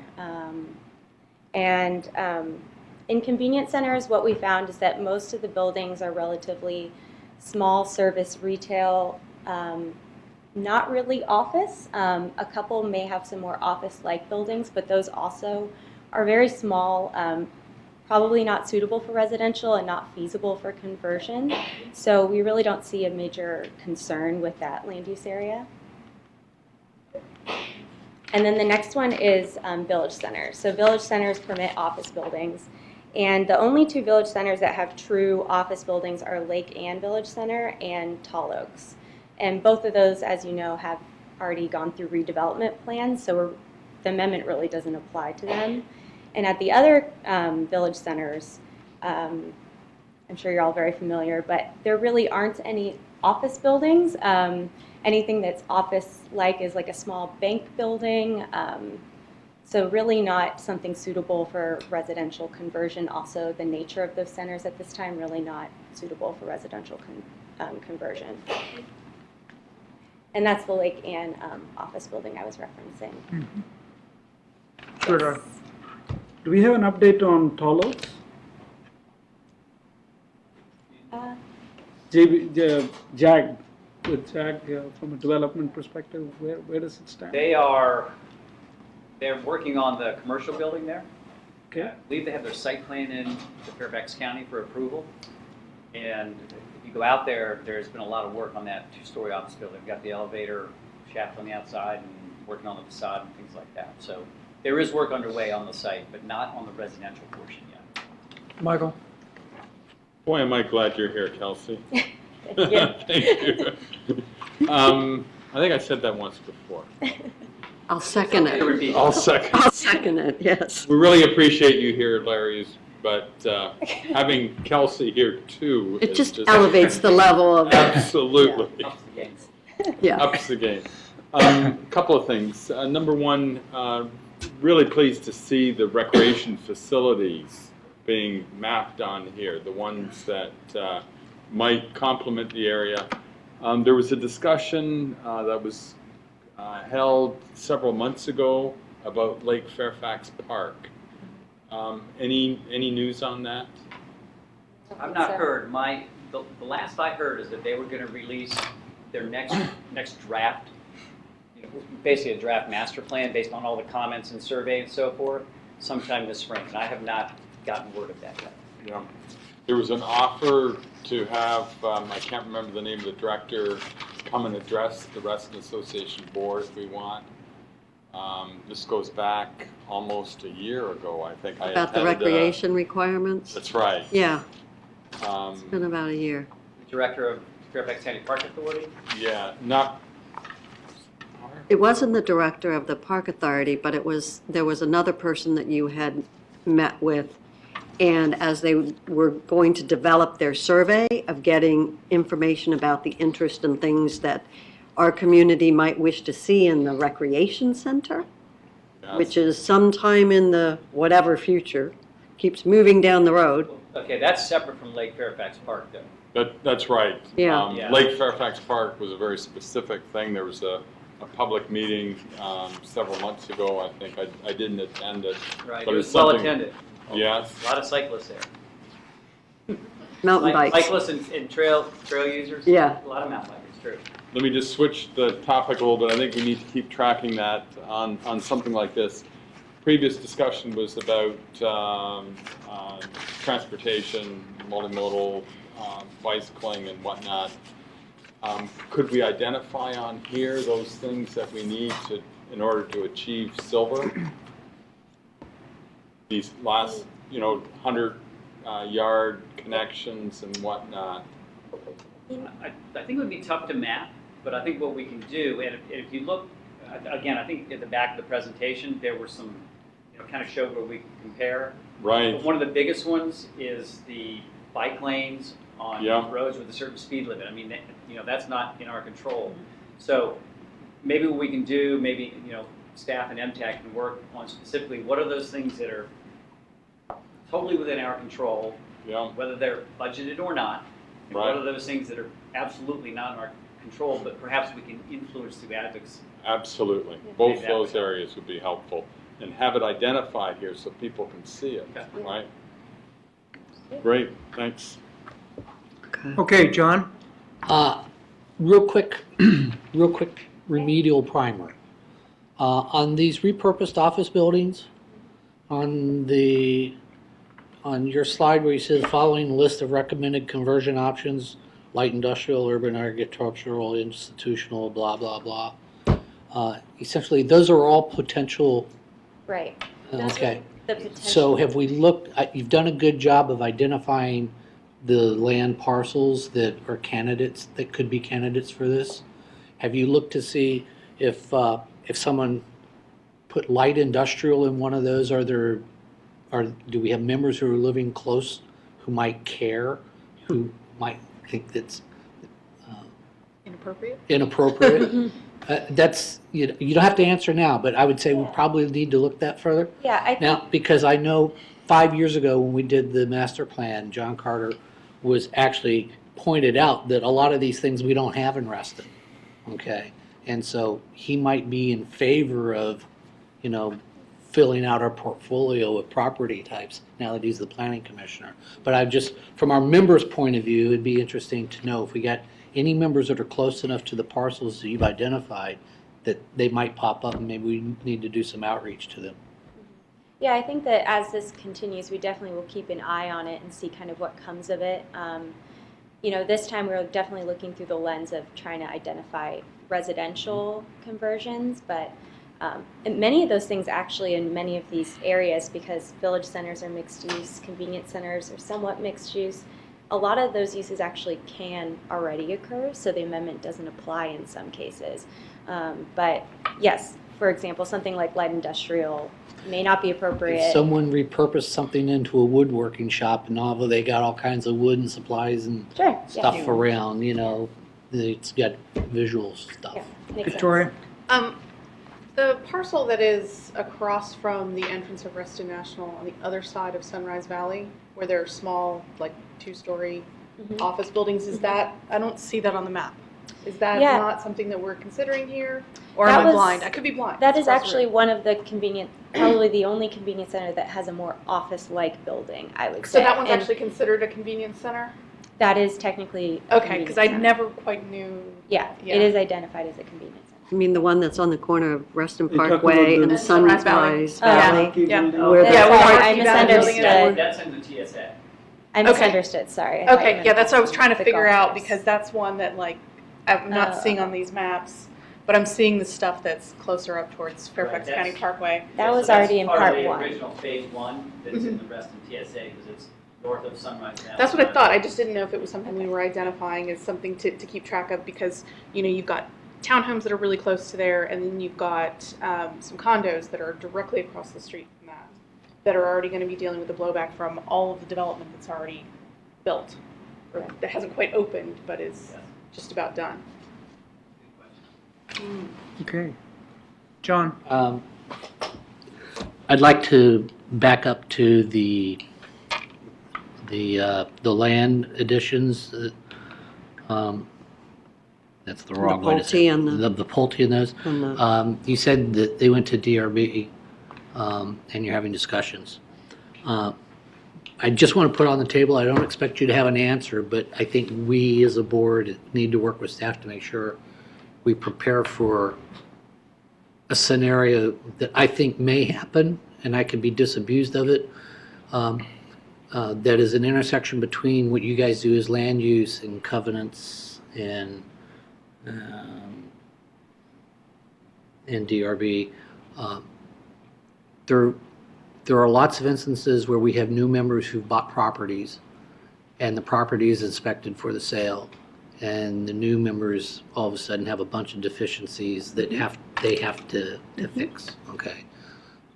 The way you described the DRB meeting is that essentially we have no control while they're building it, but moving forward we would. And what I would not want to, what I want to know us to figure out how we're going to deal with the situation is if the developer now constructs the properties in such a manner that there's something that would violate one of the issues, then when the first change of ownership, the new owner is going to get inspected and hit with this stuff. And that probably would not be a good PR thing for us. We need to figure out how we're going to deal with that.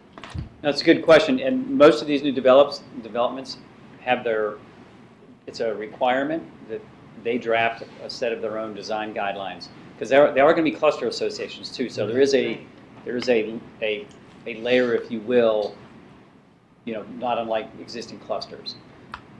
And so we're aware of that, and again, we're right out of the chute with this on Sunrise Square. Because even if it's something where we know there's something, they can have their own design guidelines that don't align with ours and would be in violation upon the first sale of the property.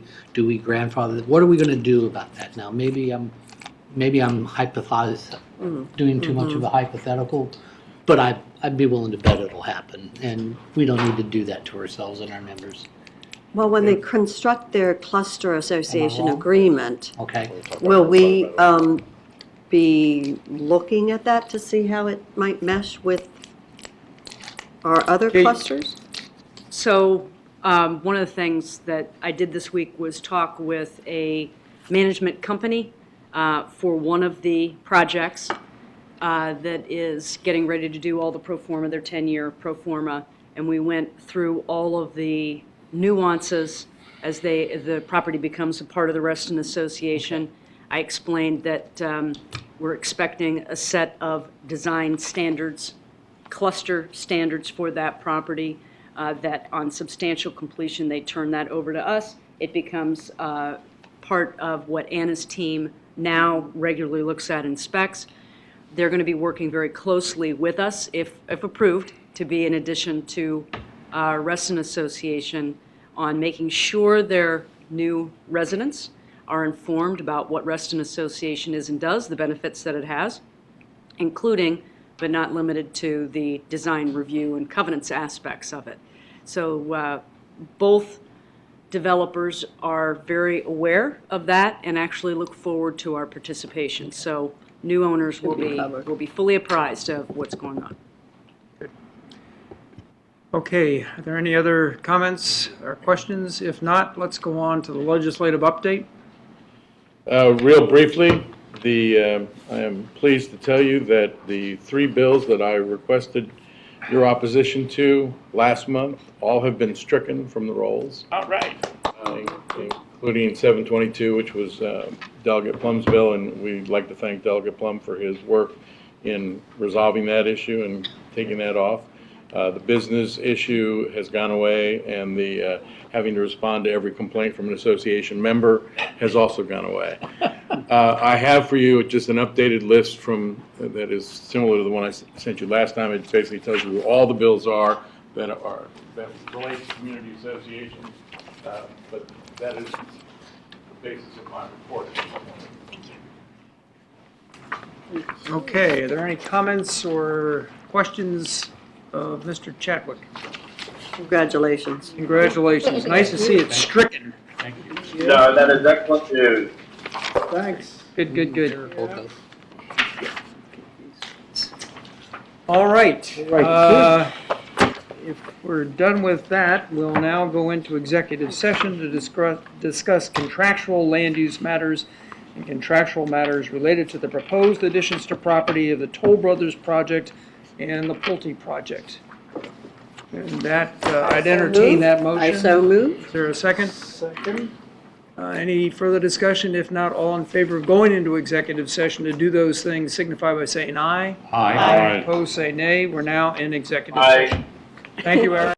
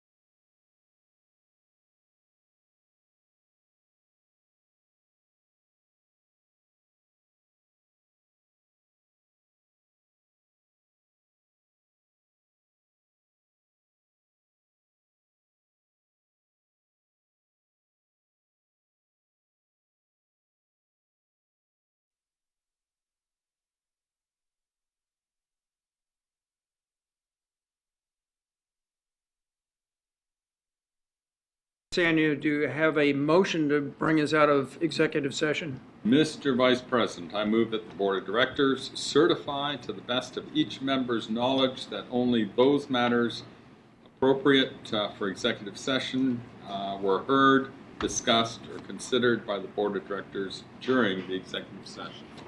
Is there a second? Second. All in favor signify by saying Aye. aye. Opposed, say nay. Aye. We have been cleansed, and now we will entertain a motion on item I. Mr. Sanya, were you going to do that? Are you going to do it? Do you? Okay, I'll move. Yeah. I second. Okay. Any discussion? Go ahead. He's practicing. Are you going to have to move are you going to read the entire thing, or are we just going to move what's in the agenda item? Mike. Michael, what do you Move want to what's do? in the agenda item. Okay, there's a second. Is there I second. Further discussion? If not, all in favor signify by saying aye. Aye. Opposed, say nay. The motion carries unanimously. Thank you, Eric. And now we'll entertain a motion for adjournment. So moved. Okay. Second. All in favor signify by saying aye. Aye. Opposed, say nay. We are adjourned. Thank you very much. Well Good done. night, Eric. Thank you. Good night, thanks.